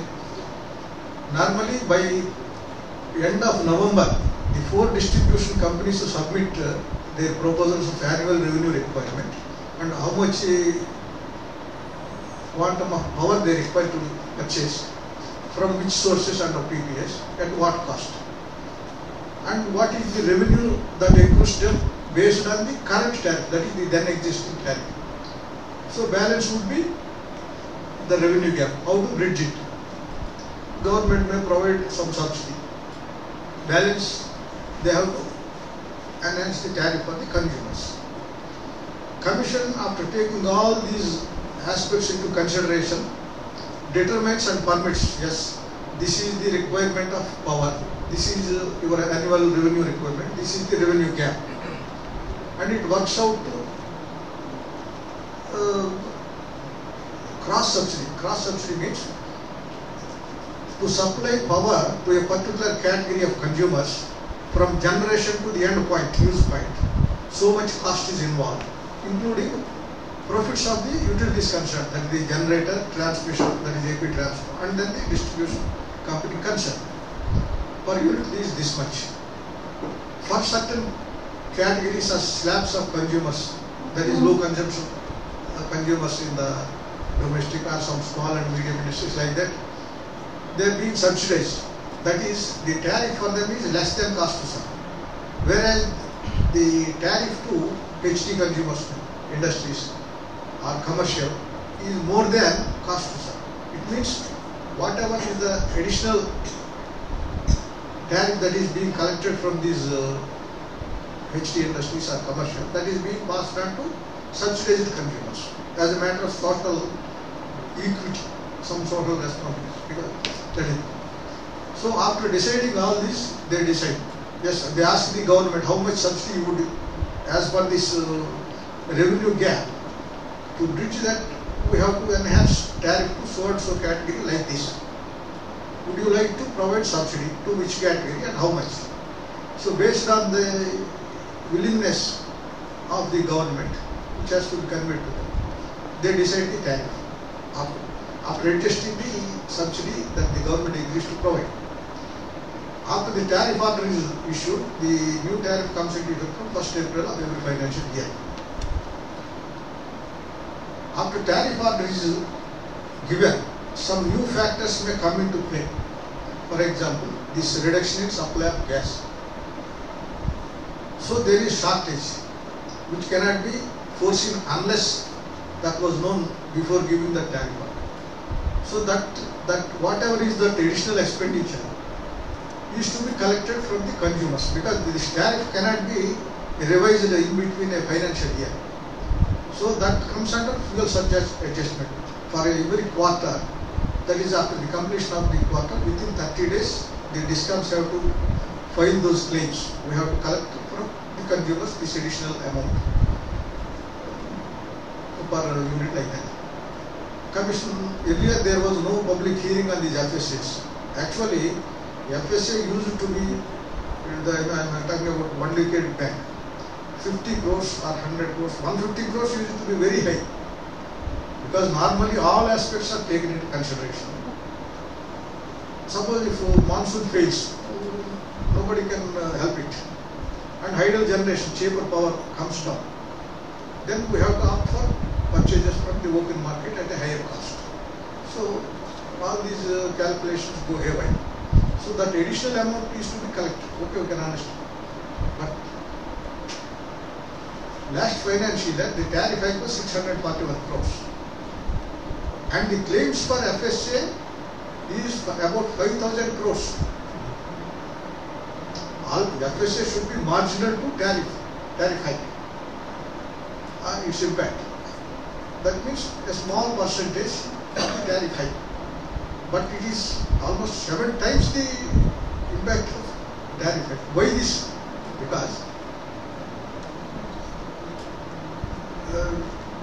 Because the government did not, you remember, after that 2000 and 2001 agitation for 100 days, and that Bashirbagh police firing and all that. For 8 consecutive years there was no tariff hike. That is the impact of that people's struggle. Subsequently what happened? Rajshekhar said, used to say no tariff hike for the next 5 years like that. If there is no tariff hike, if the revenue gap and revenue requirement are estimated realistically, whatever is the revenue gap, the government has to provide subsidy. It does not want to provide fully. It does not want to increase the tariff. Then what is the way out? To simply deflate it. The revenue requirement and revenue gap needs to be deflated. That is what they did with the connivance of this regulatory commission. So all these burdens are concealed and accumulated. Because if those claims for FSA running into hundreds or thousands of crores are there, in a pre-election period, if those claims were filed before the APRC and if it gives its orders, it will have adverse electoral consequences for the ruling party. To avoid that and to hoodwink the people, they made all this mischief by deflating this artificially this revenue requirement and revenue gap of this discounts. They simply show there is no tariff hike, there is no burden on you, and they got accumulated over the years, and ultimately this huge burden within a span of 4 years and 3 months, more than 12,000 crores in the FSA budget. So this is how things are manipulated. The commission is not to facilitate such manipulation, but it has become a willing tool, a very weak link. Of course, it depends on the kind of people who head it. So this is an unfortunate situation. We are appearing before the commission not because we have any confidence in it. We think, yes, we can understand, at least there is some element of transparency there. We can question them. We can question their claims. We can question the approach of the commissioners. We can get some information and understand the issues in their real perspective with all the intricacies and explain to the people. And if the people agitate, that will provide some justification. Yes, what you are doing is wrong. You are doing injustice to us. This is the way out. That we can see. That is the purpose of it. Thank you. If you have any issue to be elaborated. After that. Thank you very much. Just one point I want to touch upon is he was saying how things are manipulated or how Reliance name is never allowed to be printed in media.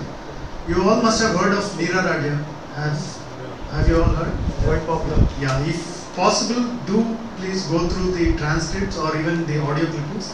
That will give a fascinating view of how the corporates manage the politics of this nation, how even cabinet ministers are decided by them just to do their bidding and how to do. So please, you can Google it. I hope Outlook still has it in its repertoire.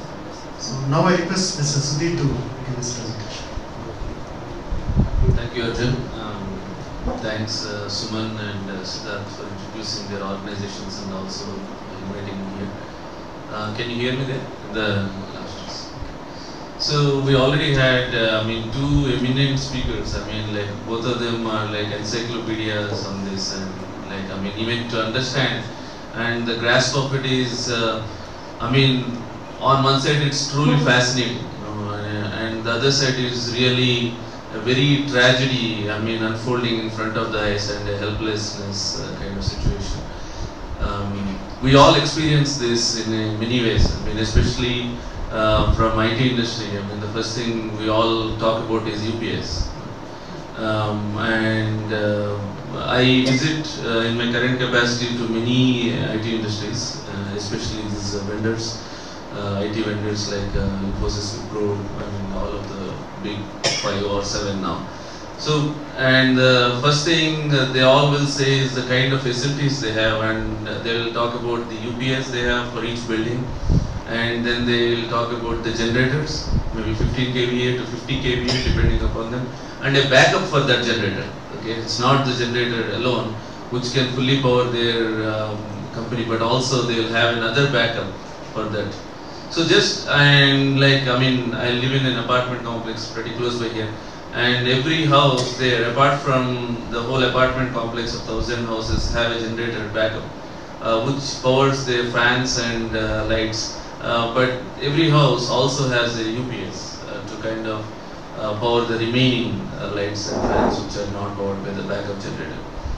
So, and I went to my native place, which is close by Vijayawada, and I saw the most of the houses have batteries, which is basically powering their UPS, like fan and TV and one tube light.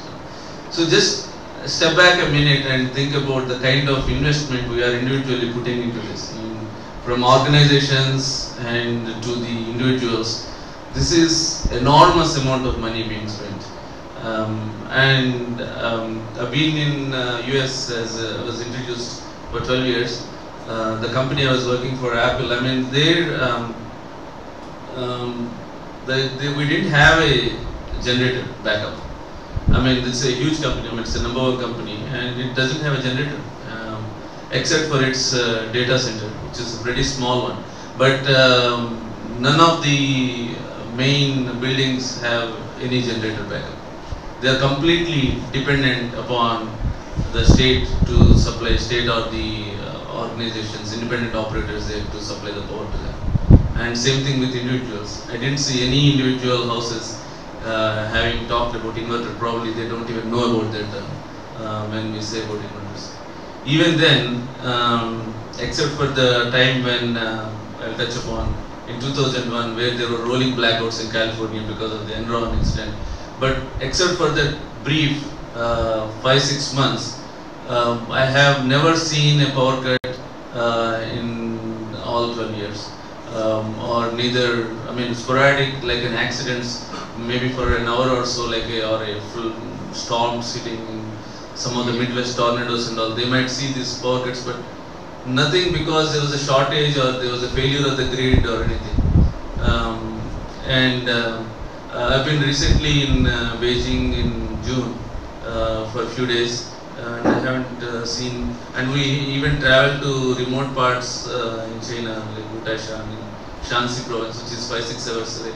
There also we did not see people talking about power cuts or the hotels having any generator backup. So what I'm trying to bring out here is, it's not that we are not investing here. It's not that there is no need here. We have need and we are investing, but it's not in the right way, in the right direction. Instead of doing it at a government level, it's doing it at a city level. We are trying to go an individual path. Though we all share the same problem, and it could be much cheaper and better solved if it is done at a city level. I think that's something which we need to think about rather than just immediately thinking of a solution in an individual manner. I think that's not how this is going to be solved. It could be solved for the people who could afford it, that too temporarily. Just yesterday, the diesel price has gone up by 5 rupees. Most of these generators are dependent on diesel, and it is still subsidized. Even with 5 rupees hike, it is subsidized. And if the government has its way, I'm sure it will be priced 70 rupees in next year or so. I mean, they'll definitely want to bring it up there so that they could completely do away with the diesel subsidy. So where will this all generators be running, and where will, even if they have to run these generators, who will bear this cost? Is it going to be affordable? Already you see many small scale industries who are dependent on power, they are not able to run. I mean, that's a huge sector of our population who are not able to do this. So, I mean, I want to touch on how this all plays out. Already, Prabir, to a large extent, I think the overarching theme in Mr. Prabir Gurka's speech was, he was very, very prettily quoting that it's a loss of physics. I mean, it's like you can't store electricity, and if supply has to meet demand, supply and demand has to be equal at the same time. You don't have inventory, unlike any other thing. I mean, if it is, let's say computers, we can manufacture and keep it in a warehouse so that we can forecast the supply during Christmas time, or like toys. But electricity is something which we can't store it. So, which means like you have to be able to produce and consume at the same time, which throws its unique dynamics. I mean, it's a very, I mean, that's a point. If we start looking into it, I think it's kind of opens up. I mean, why this is so unique. I mean, it is not, it's not something which normal rules of our market apply. I think, and that's the most important part. And then the other thing is the need of electricity. It is, which makes it very inelastic. The demand for electricity, even with all the price hike and all, can only go down to a very little extent. The electricity is needed. I mean, it is very inelastic, just like any other essential commodities. It's an essential commodity, and in fact, I mean, life-saving in many cases. So the need is not going down, even with the price hike. So which means it cannot be left to the mercy of someone who wants to purely make profit out of it, without proper regulation. I think this makes it, this is another quality which makes it very important to talk about. I mean, the first one is it can be stored, and the second one is it's inelastic, the demand is inelastic. And the third one, I mean, which has been very well brought out by Mr. Venugopal and also Prabir, is how we cater to the peak demand. You know, it's like, though we produce 88% of the power with long-term contracts and at a very cheap rate, there is still the 12% of the power which is produced by the private operators which cater to peak demand. When we cater to peak demand, we are paying for like almost 5 times to 6 times the actual what we pay the regular public sector enterprises. So I think in my mind, I mean, like when we talked about power prices, the way just being a consumer of regular media, I thought the main reason why we have power crisis is because we give it away free, right, to the farmers. We give it away free to the farmers, we give it away cheaper to the consumers. That is why we are under crisis. But I think that's not true. I mean, I think that's probably is not what is causing all this. I mean, if you are paying $4.5 for what costs like $1.2 of gas unit, I think that's where the subsidy is being given. It's, I mean, you could call it profit, but it's actually a subsidy. We are giving it to someone who doesn't need it, who already has a 5,000 crore rupees house. You know, we don't need to pay him that. You know, we don't need to give that kind of subsidies to them. I mean, on the other hand, the farmers, I think, I mean, I know firsthand that the power is available in the awkward hours only for 7 hours a day. So people have to do night shifts, not just the BPO people, but also the farmers. They have to do night shifts to get the water in to water their farms. So it is, and they get maybe 10 times less than what we get in BPOs. So I think it's a very sad and I mean, I said fascinating in one sense because of all the complexity involved in it and learning about it. But at the same time, it's quite sad the way it is unfolding in front of our eyes. So in 96, 96 before I was leaving India, I think it was, I left India, we had this Enron case, right? Enron built a huge power plant around that time in Dabhol. And this power plant was a naked scam at the time. I mean, in terms of the power purchase agreement, which was widely discussed, where they have to be paid at least 12 to 18% of fixed returns on whatever capital cost they have shown, right? And their capital costs included, I mean, which Venugopal sir also has clearly told is, at that time, even at that time, it was like 15 years back, the capital costs included people flying for haircut from Dabhol to Bombay on helicopters, right? So they were taking helicopter rides and adding up to the capital cost of setting up the plant. And Bechtel was a contractor, which is a San Francisco company, and they were charging maybe almost 7 to 8 times what L&T would have charged to build the same kind of installation. So coming to Enron, I mean, I was at Enron in 2001, right? And 2001. Till 2001, I mean, till when the Enron scandal unfolded, it was being rated as the most innovative company in US. Okay? And for 6 years in a row, so when you see all these awards, you have to take it with a pinch of salt. But at that time, 6 years in a row, it was being awarded as the most innovative company in the world. I mean, I was in the corridors. I mean, the people were all very high. I mean, like, they were very cocky and like nothing could befall them. But even when Enron scandal unfolded, the most interesting thing is Enron went bankrupt, or is because they didn't state the facts to the shareholders. The scandal, the way they got affected is only because their intercompany situation was bad, but they were never really caught for what they really did to the consumers. Why they come down, why they unfold. I mean, there are other companies also along with Enron which did the same thing, like Reliant Energy, which are still thriving in US. So what they did was this. I mean, like I think Prabir briefly touched upon this, is in California till 96, there was no privatization of this power. I mean, there are private operators, independent power operators like Pacific Gas and Electric, Southern California and Edison Company. So these companies were there, but they had their own power plants and the distribution, and they had almost twice the amount of generation capacity for the peak loads. They kept it. Even with that, so let's say 45, forgot the unit, but like gigawatts or whatever, 45 gigawatts is their power, I think.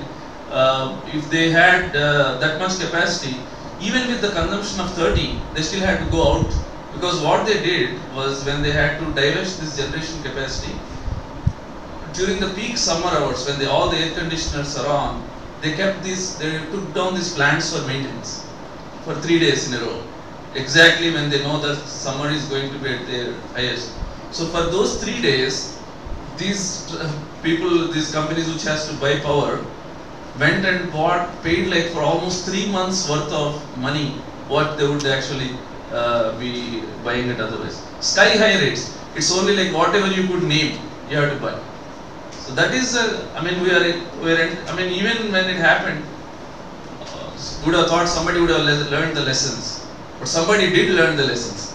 Those people are the ones who are making money here, but not the governments. They haven't learned the lessons from this. It looks like we are continuing to go down the same path and the same slippery path and end up in a very bad situation. So, I mean, I am pessimistic, right? I mean, this is a pessimistic assessment of it. But I think I am glad to see, I mean, when Siddharth called me this morning, and actually they told me 3 days back that I might want to come and talk to this. But I said, like, I had a work, but only this morning I actually committed to this. And when I came here, I was pleasantly surprised to see people actually paying interest to this, like and coming here on a Sunday evening to listen to this, and it's wonderful. I mean that gives me all the optimism I need and the energy to kind of even read about this. So otherwise, just to read and know about this without actually seeing interest around you is very depressing. But I'm truly glad that there are organizations like 114 for IT, and also the people, I saw the Facebook postings this afternoon. People are very active. I mean, I thought there will be more people looking at the Facebook, but probably, even. I always deceive. But still, I'm happy that they are reading it and they are posting it.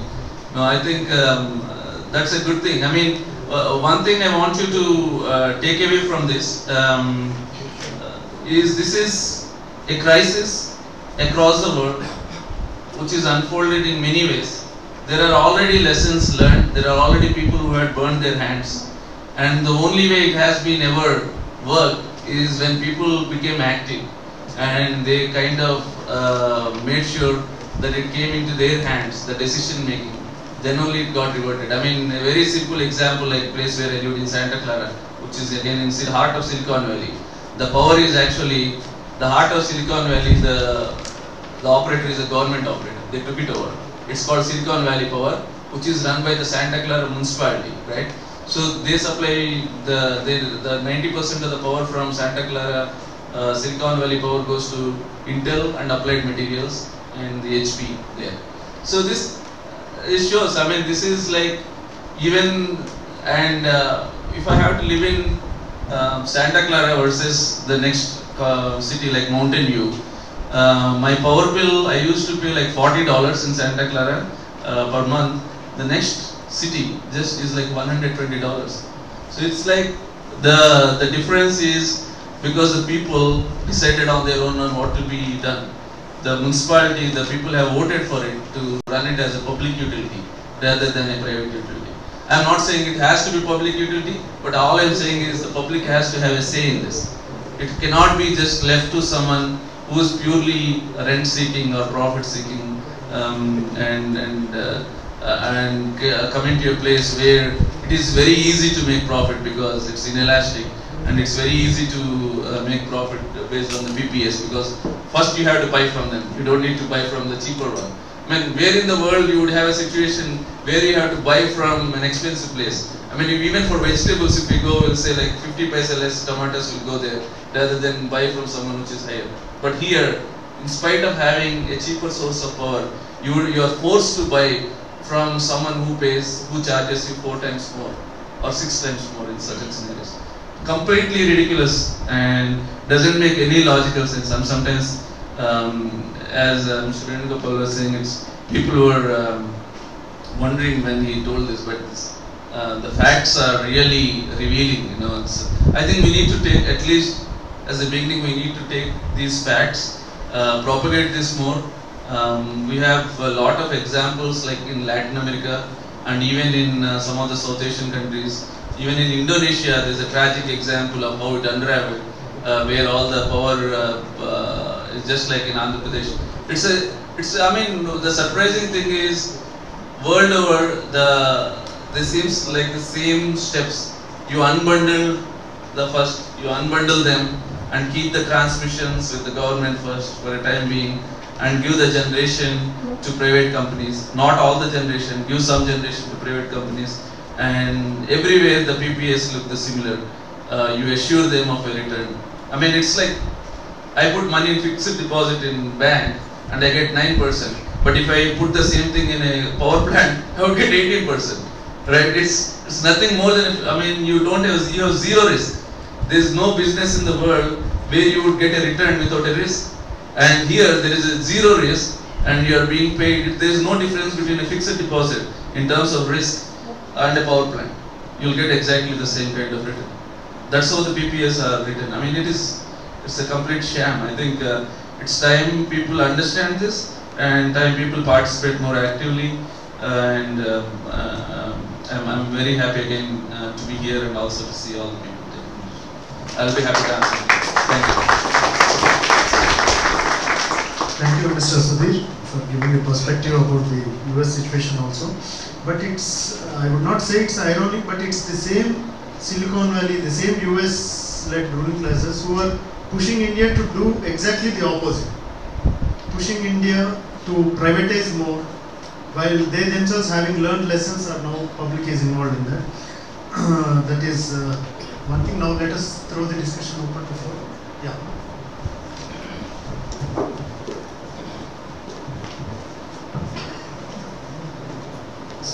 So it's really good to hear what both of you have. There's a lot of information that we have not been exposed to earlier, and obviously it changes the perspective too.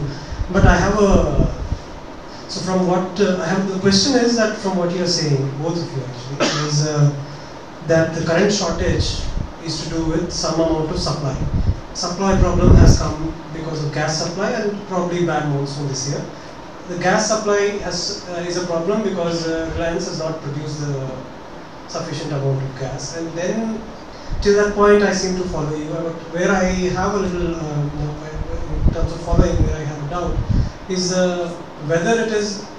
Do you think that if it is given to a state-run organization, they would not have had this problem? Or what is it? I mean, how do we say that? And the problems in the implementation that you have mentioned are of neoliberalization, as what you call it. They seem to be more of a cronyism problems. As in, I know it is related to liberalization, but this is not what liberalization meant to do.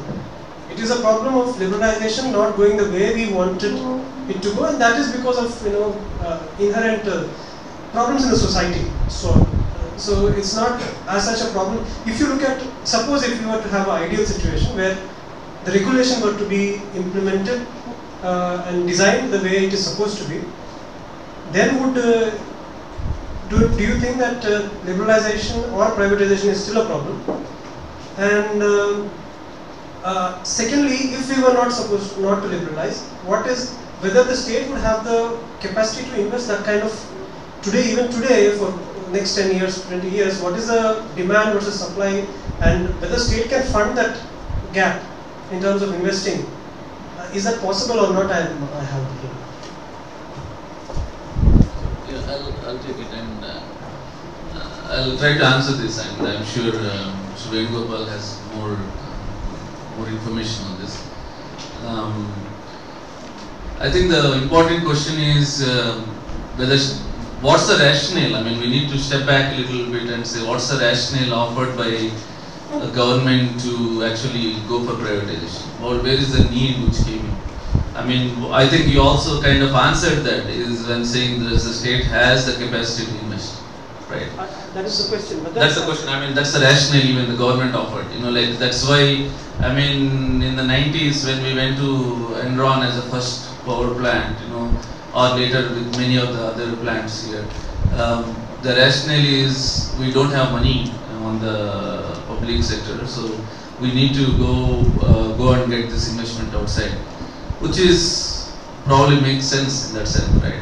But you see from last 10 years, Mr. Prabir has said like we are riddled with like 200,000 crores, which we had been paying to all these companies, the transmission companies.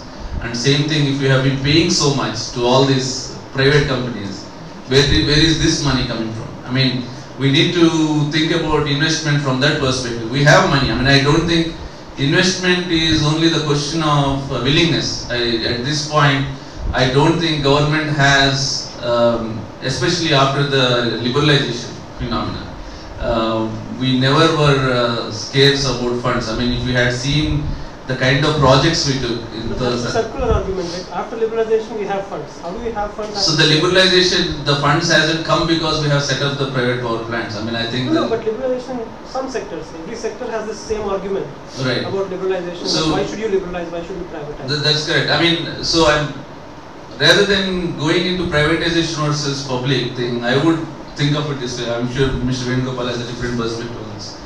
I would say that electricity, because of its unique nature which we described, in terms of supply needs to be equal to demand at all the times, and the inelastic nature of the demand.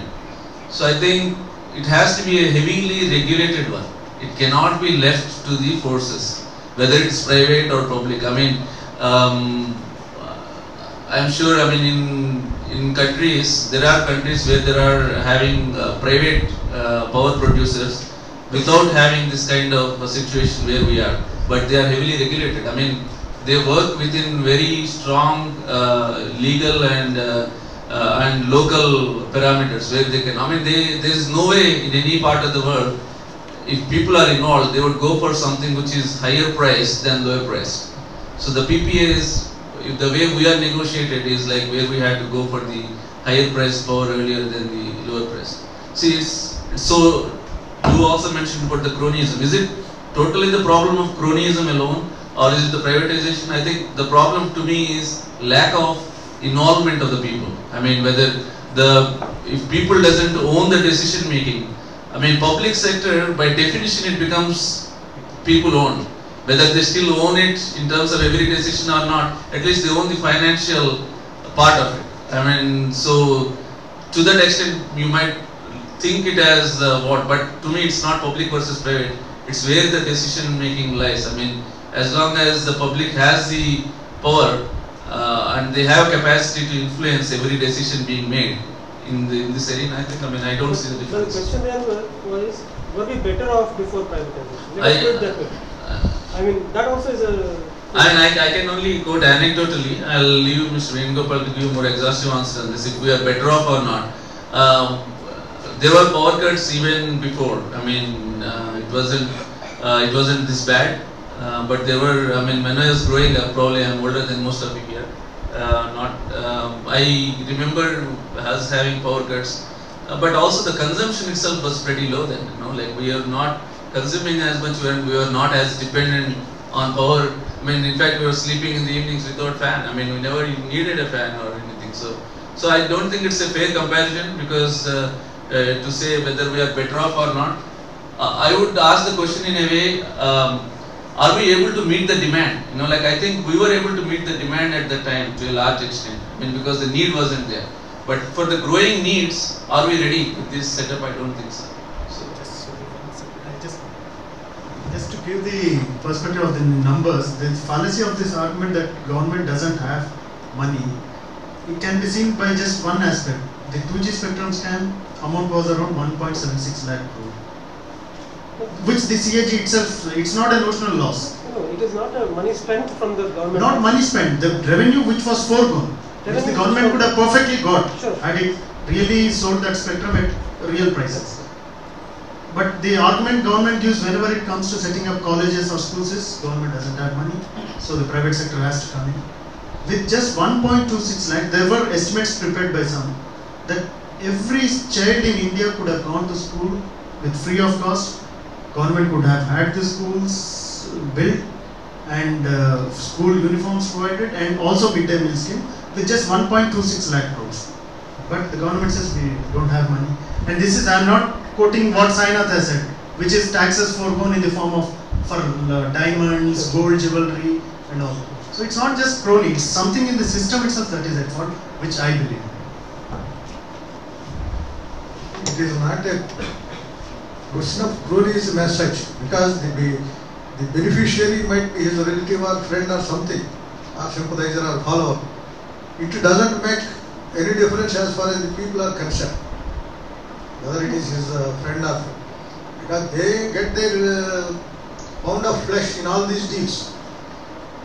Fundamentally, as far as institutional corruption is concerned, you take whatever case you want. It is a deal between the government and private party. If it is a deal between, say, AB Genco and BHL, or NTPC and BHL, is there any scope for any such a shady deal? There is simply no scope. That is one thing. Second thing, this private. Really, are the investments private? They are shareholders' money. Their money is invested by the people in the banks and financial institutions. And by inflating this capital cost and all that, they are recycling it rather. We have documentary evidence in the case of Spectrum project. They have given order to some foreign company by floating a paper company Covando. And they got commissions from the supplier to the middleman company. That is their own company. It will simply vanish. It is existing on paper only.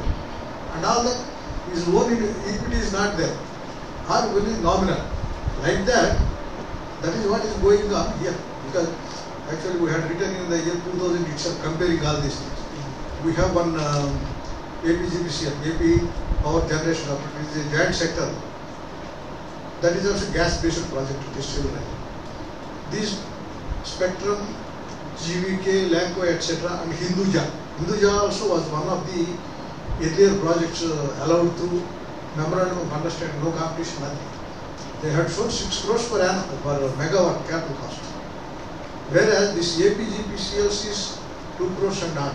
The late Dr. Nadal Tandarao used to say we can set up these power plants with 2 crores per megawatt. And there were recommendations from expert committees earlier. See, you need not prepare different modules.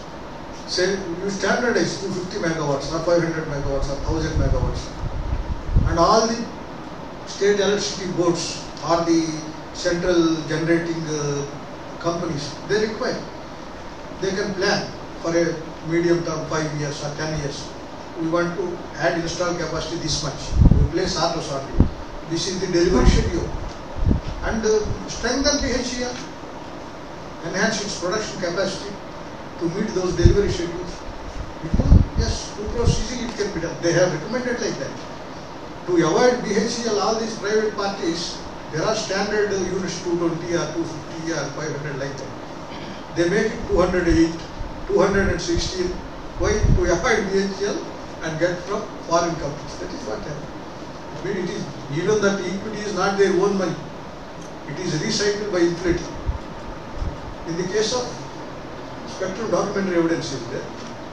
If the thorough inquiry is conducted into the affairs of all the GVK, Lanco, etc., everything will come out.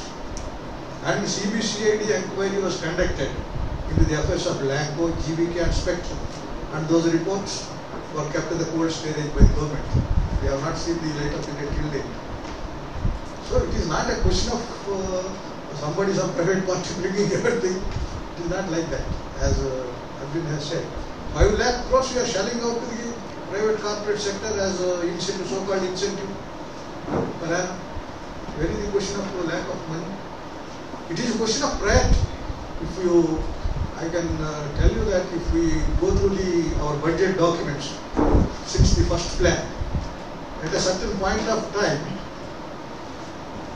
51% of the plan allocation is made only to irrigation and power, 26% to irrigation and 25% to power. What is the fate of this advent of reforms? As I already said, told you, since 1994-95, no allocation is being made to the erstwhile APC and subsequently to MP Genco towards it. Whereas every government is tom-tomming, we are allotting thousands of crores for irrigation. So it is a question of lopsided priority. Allotment to power sector is subsidy only. That is what they say. Why is that much subsidy? If you allow and strengthen the public sector utility, you need not pay that much subsidy. Experts like Sri K. P. Rao, who was a former member of the Central Electricity Authority, he suggested, okay, you allot at least 1,000 crores per annum to AP Genco. It can take up, using that money as equity, can take up 500 to 1,000 megawatts per annum. And after, once they start generation, they can get profits and they reinvest it. Neither Chandrababu nor his successors followed it till date. It is a question of their class approach.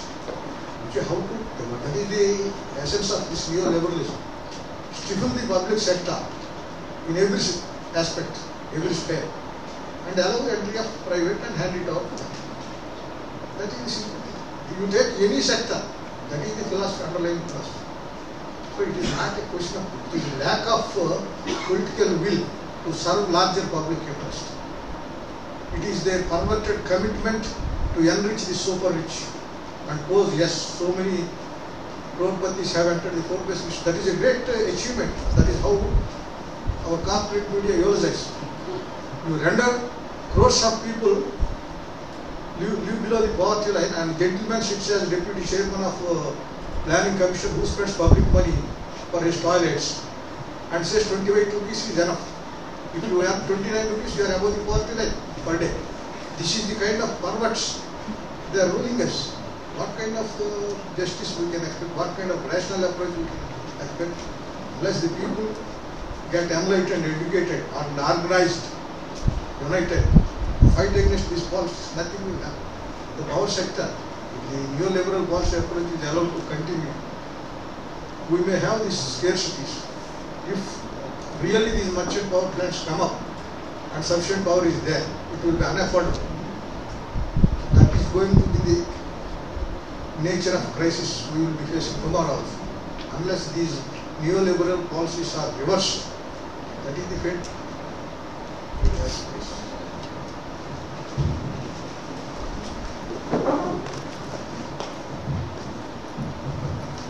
Sir, it's again a question regarding the liberal policies which we are discussing already.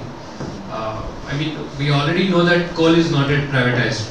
I mean, except captive mining, which is already handed over to few power companies or steel companies. But apart from that, larger coal is being taken care by the Coal India itself or subsidiaries of Coal India. So, isn't it true that Coal India is still not performing up to, I mean, what is the demand required in India, even though it holds all the coal? So that's the main point. I mean, right now coal is not being supplied, even though we have, I mean, the power companies all, even though they have the capacity to generate power, so they are not being to perform to their best because of lack of coal, and that is because Coal India is not performing to its best. So isn't it that because maybe inefficiencies of the government company, it's not performing best, and also to support the, we have already seen benefits in aviation industry or all other industries because of these policies. Before 1991 or before even before the pre-liberalization, so none of us here can actually even dream to travel in flights. But right now, just within 2000 and 3000, many of us have already travelled. Maybe that isn't it because of the liberalization, because of many private companies have entered here, and still after all these years, Air India is again making huge losses. Right now, even we heard that 60,000, it is in loss debts of 60,000 crores, which is again a public money, and that's another example. And also other benefits we are seeing, because if all people are sitting here and coming here, if we are able to spend time here, because we are earning something in a month, right? I mean, all of us are here earning 30,000, starting from 30,000 to lakhs per month. And if we see, I mean, I have seen my childhood where my uncles, even after crossing 28, 30, they never had jobs. They used to dream, I mean, even to get the clerk post in 80s and 90s, it's a dream. To earn just 500, 600 or 5,000, 4,000, it's like a super rich people. Now, just after completing our engineering or just even the normal degree people can also earn minimum 10,000 or 30,000. If he's a software, he can earn even more than 30,000. So isn't it benefiting us? And I mean, to repeat my question, I mean, going back to the first is like, isn't it because all coal is being handled by Coal India Limited? So I think that is the main reason why we have such huge deficit of power. And the second thing is because of again the large subsidies being taken care by the transmission companies. We don't have any privatization yet in transmission and distribution. So only in generation, that is also very limited as you know. So,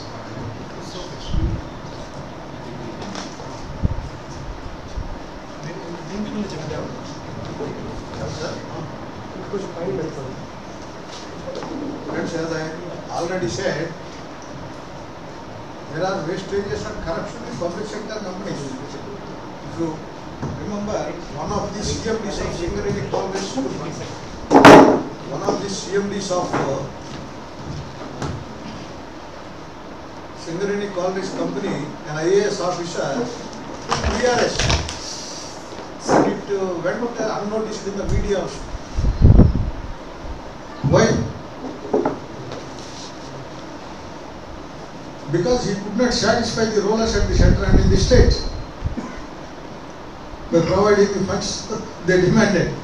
That is the unfortunate. So, you see, here it is a question of the class character of the ruling classes. Who are ruling us? What are their policy approaches?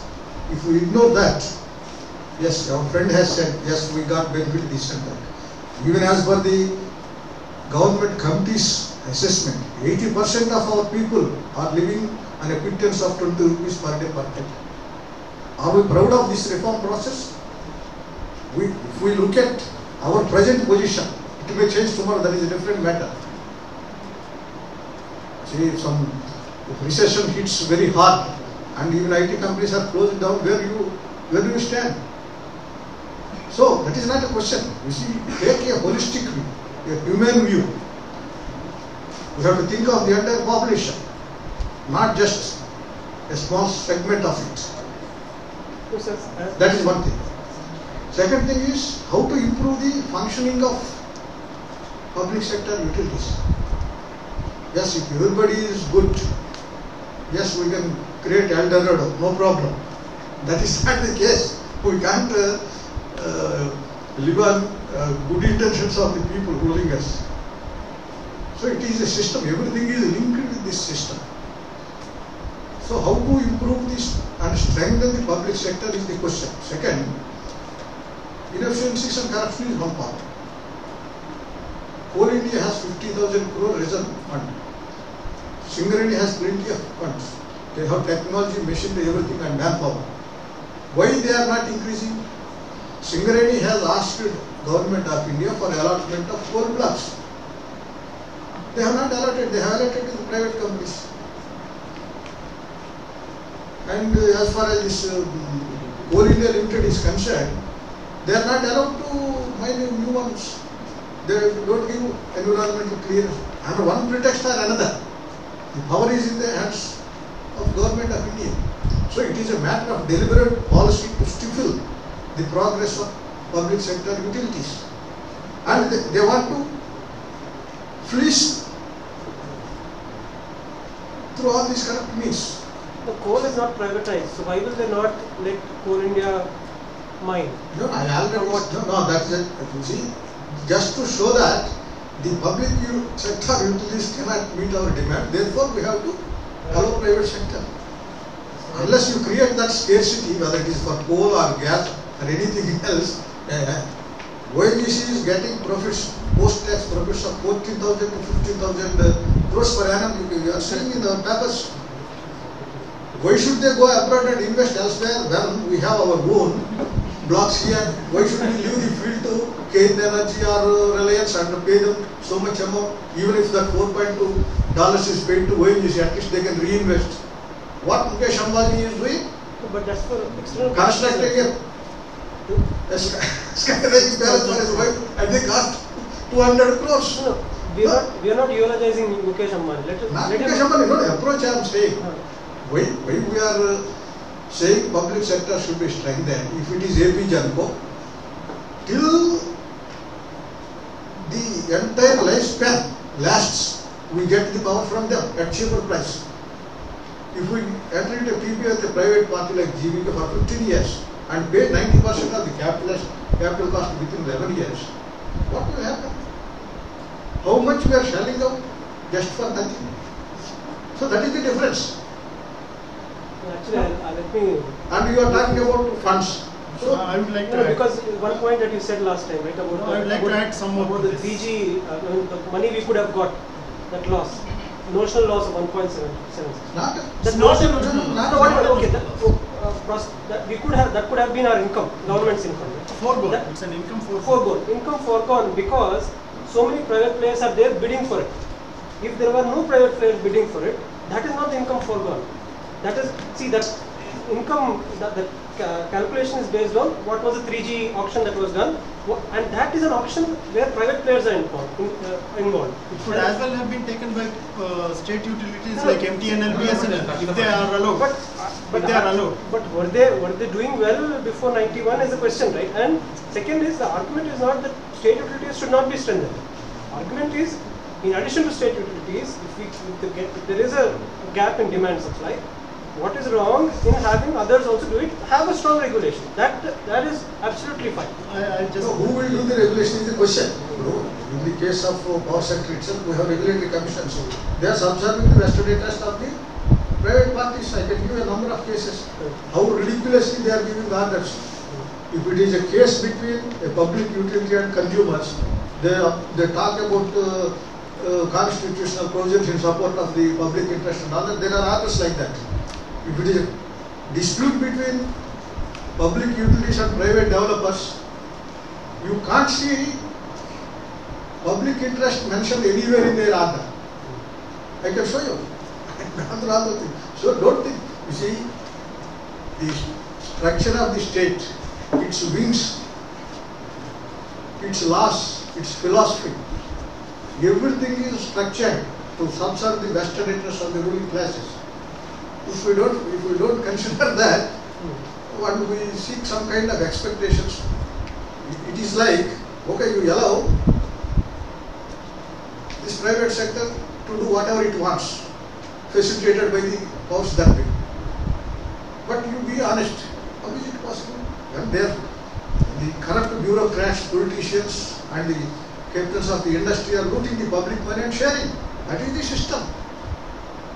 What kind of justice, humane approach we expect? You see, independent regulator for this? Who is independent? They are their chamchas. As he said, ministers and their portfolios, even secretaries are being appointed at the behest of the private, powerful corporate houses. Do you know? That is what Nehru Radia steps and all that talk about. Is it IRDA? We have independent regulators like IRDA. You see, sir, independent means some individual is heading it. It depends on his integrity, his moral courage to withstand different kinds of pressures and push that come from different influential quarters and moneyed quarters, political quarters, bureaucrats. So how many can withstand? Yes, there are there in every sector, honest people. I am not saying that. As I give you a simple example. Earlier I said, since September 2003, there were stay orders given by the High Court of Andhra Pradesh and the jurisdiction of APRC to hear petitions seeking correction of irrational power purchase agreements. Till date. Whereas, when GVK filed a petition in the same High Court, within 3 months it changed 6 judges and 6 benches, and hearing is completed, and after that, within 1 month, the order is given. So, how the systems and institutions are being utilized by the ruling classes, you can understand. So, unless this system is changed, you can't expect much improvement. And we may talk in idealistic terms. Some of the political leaders also, they don't go into the root causes of the problems. They don't offer pro-people alternatives. So that is the hypocrisy in this system. And those who support this system and this neoliberal reform process. I just want to briefly add, I think so it became a larger discussion in terms of whether it's power has to be, how it has to be done to, as a privatization is really a good or it has to be all public sector. I think it's not new and it's probably something which we will not be able to decide or even throw light on here. I remember when I was going for group discussion in '94 for MBA, the discussion topic given was is privatization panacea for all the evils in public sector. Okay. Even then, it went on for 2 hours and nothing came out of it. Right? We can passionately argue the same points again. But I want to just want you to be careful. Not going to. I'm also one of the beneficiary of this liberalization, like most of us here, right? When you said like I could fly, I could totally relate to that.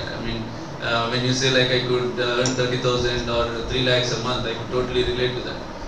But I think we need to step back a little. Rather than as Mr. Venugopal has clearly said, like okay, we need to step beyond ourselves and understand where we are going with this. Is this the right direction or where will we end up, both personally and as a country? That's one thing. I'm not saying it will be bad, but you need to think about that also. Where is the Gini coefficient which shows the equity differences between the people lowest 20% and the highest 20% keeps on increasing, which shows that inequity in India is increasing. I mean, but anyway, so the other thing I wanted to also tell about the Air India, right? I mean, you said Air India is riddled with what we are giving 30,000 crores. Ajit Singh has recently approved 30,000 crores for Air India. At the same time, Air India is much bigger. There is another smaller airline, Kingfisher, which is bankrupt now. You know what? The Kingfisher has 7,500 crores of debt, and the debt is with both ICICI Bank and State Bank of India, which is their biggest lender. So once Kingfisher goes down, the money is not lost by Vijay Mallya or anyone. It is lost by State Bank of India, which is basically yours and ours money. So I mean, we need to also think: is it really, when we are giving something? I'm not in favor of giving money to Air India, but I'm not in favor of giving money to Kingfisher either, right? So we need to think about that, whether we are really public or really private. What do we mean by public and private? Is it just because we have like a very nice air hostesses and like nice food, or is there something more we need from this, or a nice airport? And I mean, I come from airport quite often to this as part of my job, but the outer ring road with 8 lanes is fantastic, right? But when you see the amount of traffic on it, yet I mean, I think even without toll, it's pretty low. I mean, once we have toll on it, I think it will be even lower. And when we go to villages, you still see not even, I mean, a navigable road there. So you need to see, I mean, I'm not saying one is bad, one is good. You need to think a much broader perspective before kind of deciding on something. I think that's why the discussion helps. So I think I'll just add a brief thing to this. One of the main prescriptions of neoliberalism or liberalization is that the state should get away from all sectors, leave all the earning avenues for private. So basically that is the main force which is driving it, and to achieve that they have to brand the existing ones or make them loss making before saying that these are a burden, so sell them off. One example can be BSNL. If anyone is using BSNL, you will find off late that there is a lot of congestion, calls drop, and you go back, what is causing this? For the last 3 years, the government is denying them permission to expand their network, buy equipment, saying silly reasons. You can't buy from China, it's security angle, then this, that. While the same private companies are allowed to buy from the same China, from the same companies. So the idea is to make the customers flee away, make it loss making, and then say, see, it has failed. Now let us hand it over to our good friend Vijay Mallya or Ambani. So this is the basic thing from which you have to understand. Just to add on that, one part was like speaking away from the public sector and the private sector argument. IT employees getting salaries of 30,000, 40,000, but as part of for IT, when we were having some of the discussions recently, the salary that we are getting is 30,000, 40,000, even though we're getting compared to the other people, that looks like a huge figure. But essentially what we actually produce when we see for the 30,000 is at least 10 times more than what we are getting is what we actually produce. That is one argument. Another one is, even the salaries that we're getting, the 30,000 and the 40,000 salary, all of them are completely locked. We are locked into loans, we are locked into future investments, we are completely locked. It's not about choice. I mean, yeah, the only other alternatives I would be having there is to travel on a cycle from Nizampet to up to this area every day. But anyways, so I'm just putting up the arguments that IT employees today are doing. The huge salary argument somebody puts up, this is the kind of response we got recently from the employees itself. I mean, already they have seen, they have done some, when we say investments, these are not the investments like MR properties or Narne estates. These are investments like simple apartment buying. It's a single apartment buying, nothing more than that. And to clear this apartment buying, he'll have to clear the loan for the next 30 years until 45, 46. And already the interest rates have gone up. And now we'll have to clear that only by 55, 56. Before which he'll again have to go take education loan for his kids. This is another cycle that we're falling into. So I mean, the 30,000, 40,000 argument, I'm sure most of the IT employees don't buy it. Yeah, right. Thanks. I think now we have strayed far enough from the original discussion. If you can come back to power sector. Any more questions on power sector? Please give your question, please. It's a very small one. I'm not arguing or asking. I'm just asking as a curiosity point of view. Why do you get 5 times power current in a time gap of like 1 hour?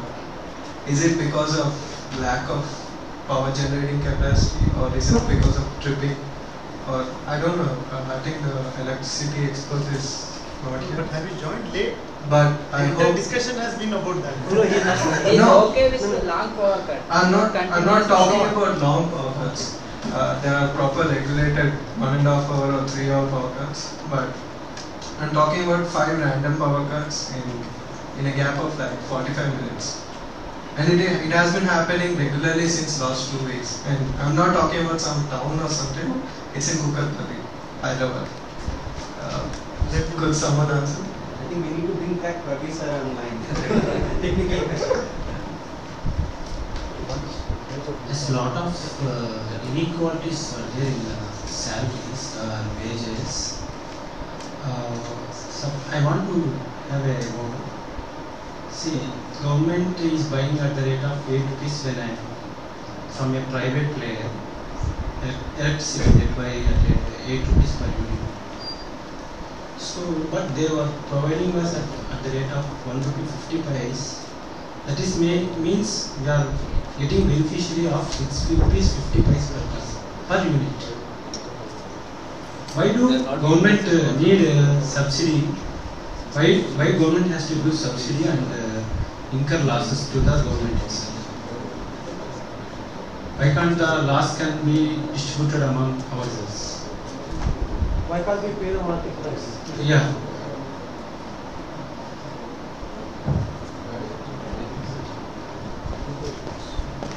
I think couple of questions for Mr. Venugopal's Venkat, I'll repeat to him. The first question asked was why do we have random power cuts?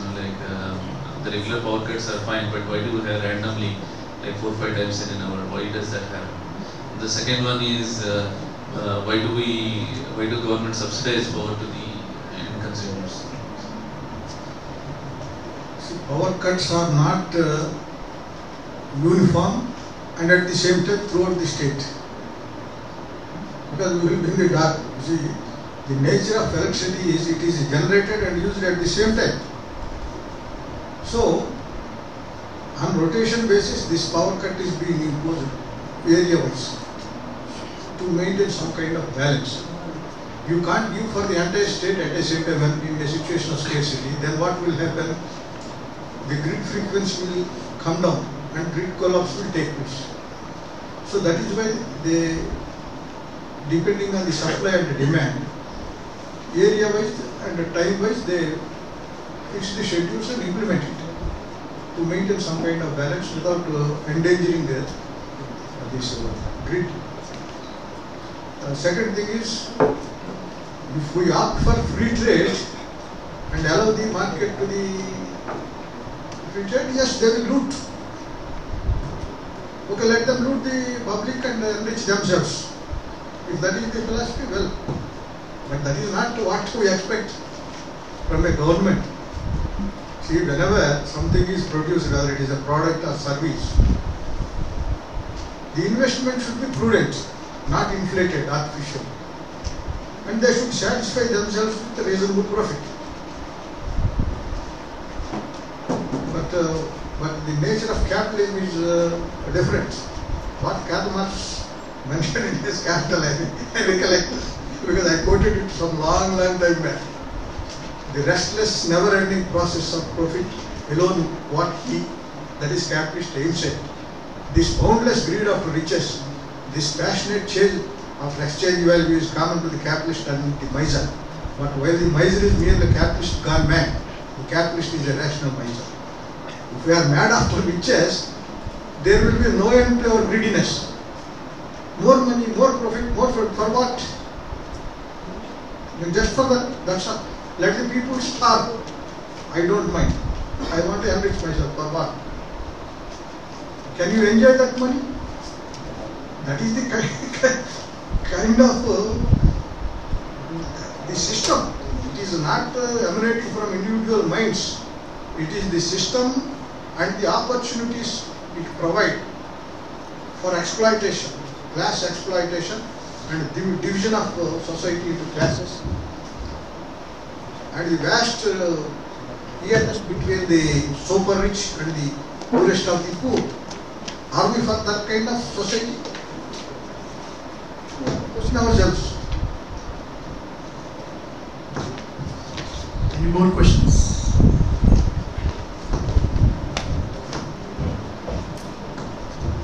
Garget, just go ahead. Yeah, speaker. So, well, about the power generation, the environmental factors are there. It is said that coal produces a lot of fly ash. We are seeing the Kudankulam protest against the nuclear power plant, and we have seen many things in Srikakulam district like the Sompet firing and stuff, and many other things. What do you think will be the best sustainable power generation for the future, and do you think it's possible?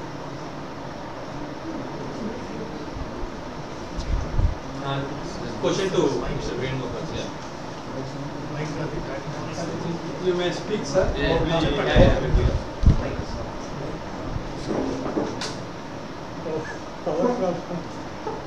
When society is developing, science and technology is developing, and all sectors are developing, our living standards and aspirations of people also are increasing.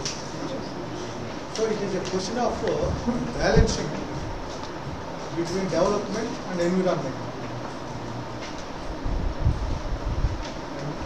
We should not deny development in the name of protection of environment.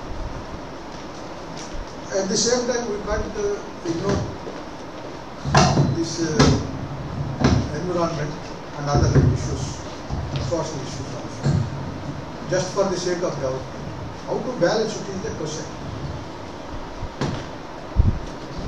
So many merchant power plants are being allowed mainly in some districts like Nellore, in a very small area, 1 or 2 mandals here.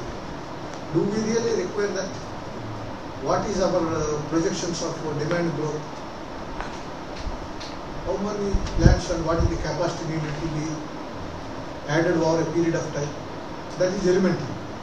Yes, when the thermal plant is set up, whether it is public or private, some element of pollution etc. will be there inevitably. But where to set up it? There are several factors that come into picture.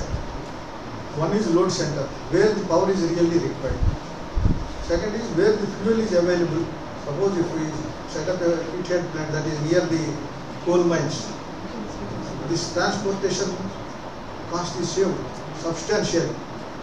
Actually, what the RTPP, Rayalaseema Thermal Power Plant, is getting from Mahanadi coal pits, etc. The cost of transport is much more than the cost of coal. That is one thing. Another thing, if we set up a plant at a certain point and it has to be supplied elsewhere at a far off distance, you have to create all the transmission system at a huge cost. If it is in the same load center, that is also avoided. Like that, and the availability of water, land, etc., environment, all those things. So many factors are there. So it should be a balanced approach. Second thing, you are talking about pollution of this one or what is the vehicular pollution in Hyderabad? Can we stop all these vehicles? No, we are seeing many protests in Kudankulam against the. No, that danger is very much there. Nobody has. Because Japan itself has. Yes, experiences are there. And the other day, one scientist, Mr. Subbarao, has written one article in the Hindu. You can see that how earlier accidents etc. were covered up. They did not see later. So of course we don't know many things. Everything is suppressed. So it is a question of a balanced approach. Our needs to be fulfilled. They have to be met. How? If you have to face some element, some quantum of pollution or action, that is inevitable. No pollution, everything is clean and green. Yes, we can say, but is it possible? at this stage of development. Future we can't say what kind of miracles our scientists can achieve. But we have to put up with some. So to what extent, how to balance within the given opportunities. But here, for the greed of the developers, private developers, very indiscriminate permissions are being given like this. See, profits for the developers, pollution and loss of livelihood to the local people. That is the inhumane approach of this neoliberal policy reform. That is what was objective. Anyway. I think we have had a good discussion. Shall we close with this? Or any one last question? Yeah, sure. So, with all the problems that we have,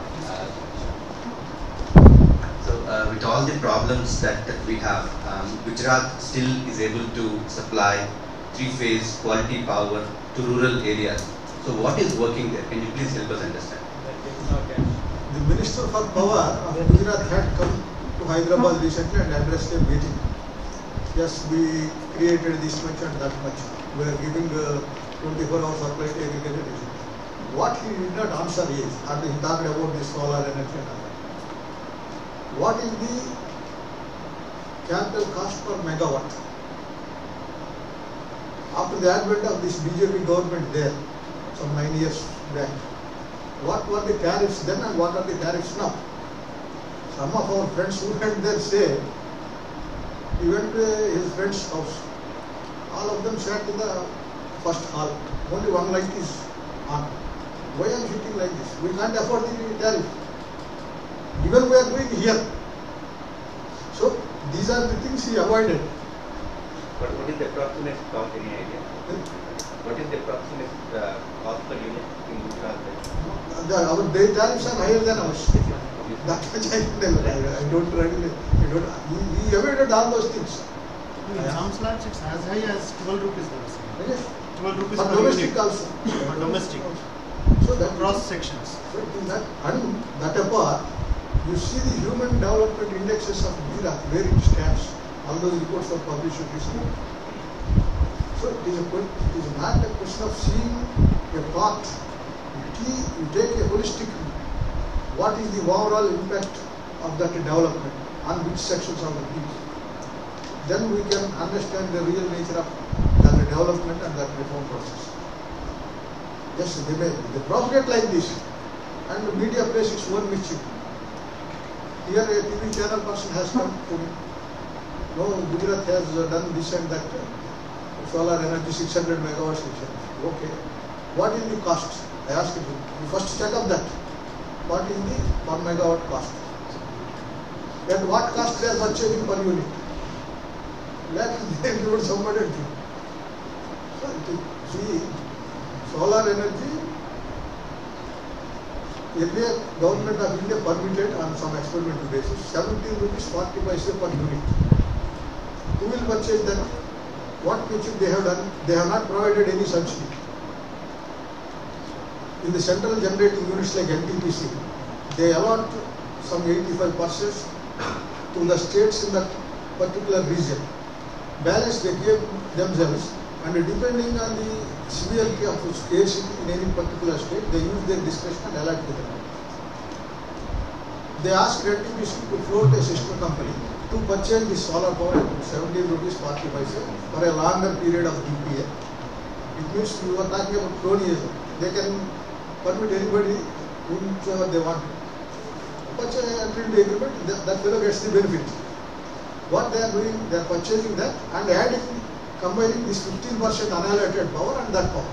And they are charging 5 rupees 40 paise to the states who need that power. So this is how. No, but what is the ministry to do? That is very clearly stated in the solar mission. I mean, NTPC is It is not a question of mission. No. When at a given stage of development in the society, what are the opportunities available? When cheaper options are available, what is the point when you can get at 2 rupees 250 paise per unit? It is future proofing, right? Because future you wait, because future in the last few years, that 17 rupees has gone from 17 to now 9 rupees, 10 rupees. Yeah, exactly. Right, but that is because you have allowed it, and then people. No, not allowed. That is not the thing. It's not a question of allowing. You see, you can't force the European countries and America, who are causing more damage to the ozone layer, etc. Their pollutants emptying into the atmosphere is much more, several times more than ours. No, what they are saying, no, the living standards of our people are not bargainable. That is what the former American president said. You do. No, we are not no, what I'm saying, America. No, the question is, what are the living standards of our people? Whether they can afford this luxury. Yes, you can offer 5-star and 7-star luxuries. You can go to a corporate hospital. Whether we don't know whether that fellow lives or dies, but financially that family is ruined after coming out from that hospital. Can we afford it? So it is not a question of offering, but within a given situation, within our living standards, when other options are available to provide you a cheaper power, why should we go with that? Is the question. Second, whether wind power or solar, there is scope for future development. If the technology, science, etc. develops, and if the price of that generation of that power comes down nearer to conventional power or a little more than that, yes, then we can afford. Government should concentrate on that research and development aspect, not entering into PPAs at this exorbitant cost and imposing that burden on the country. That is not that is an irrational approach. That is phased over 10 years till 2020. It will not come down. What 20,000 megawatt was the target for till 2020. What I'm saying, not a question of target. We enter into PPA for 20 years at 17.4 rupees.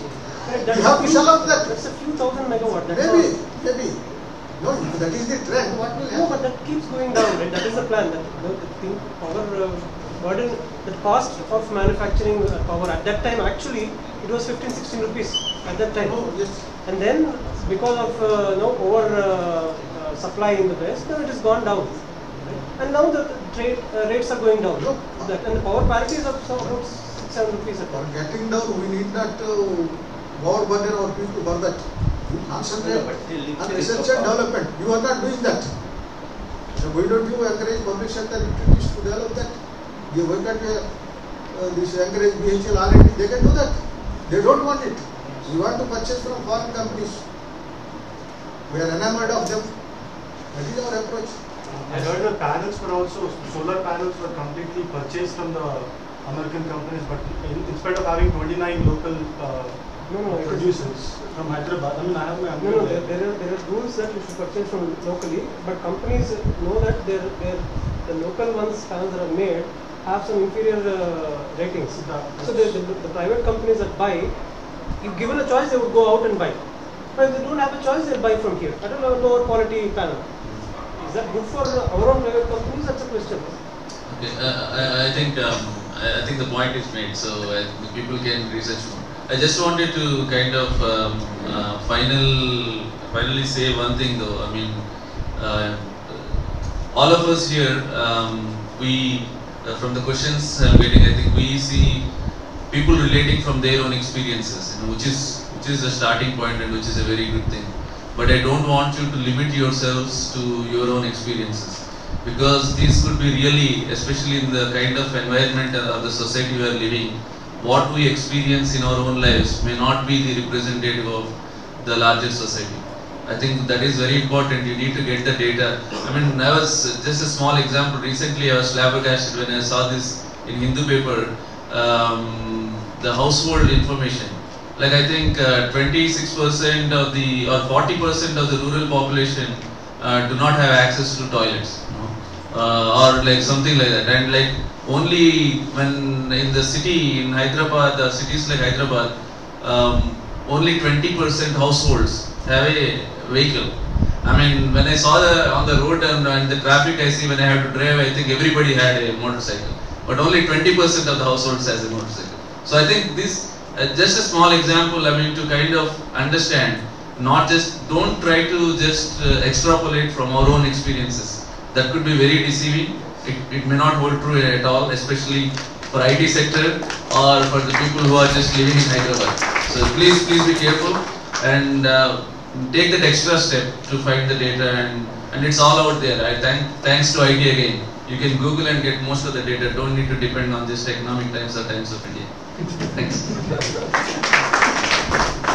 Just to add to what Sudhir has been saying, not only don't just extrapolate, don't consume media also uncritically. Because recently I've been reading Times of India. They've gone gaga over the gas hike and the cutting down of subsidies.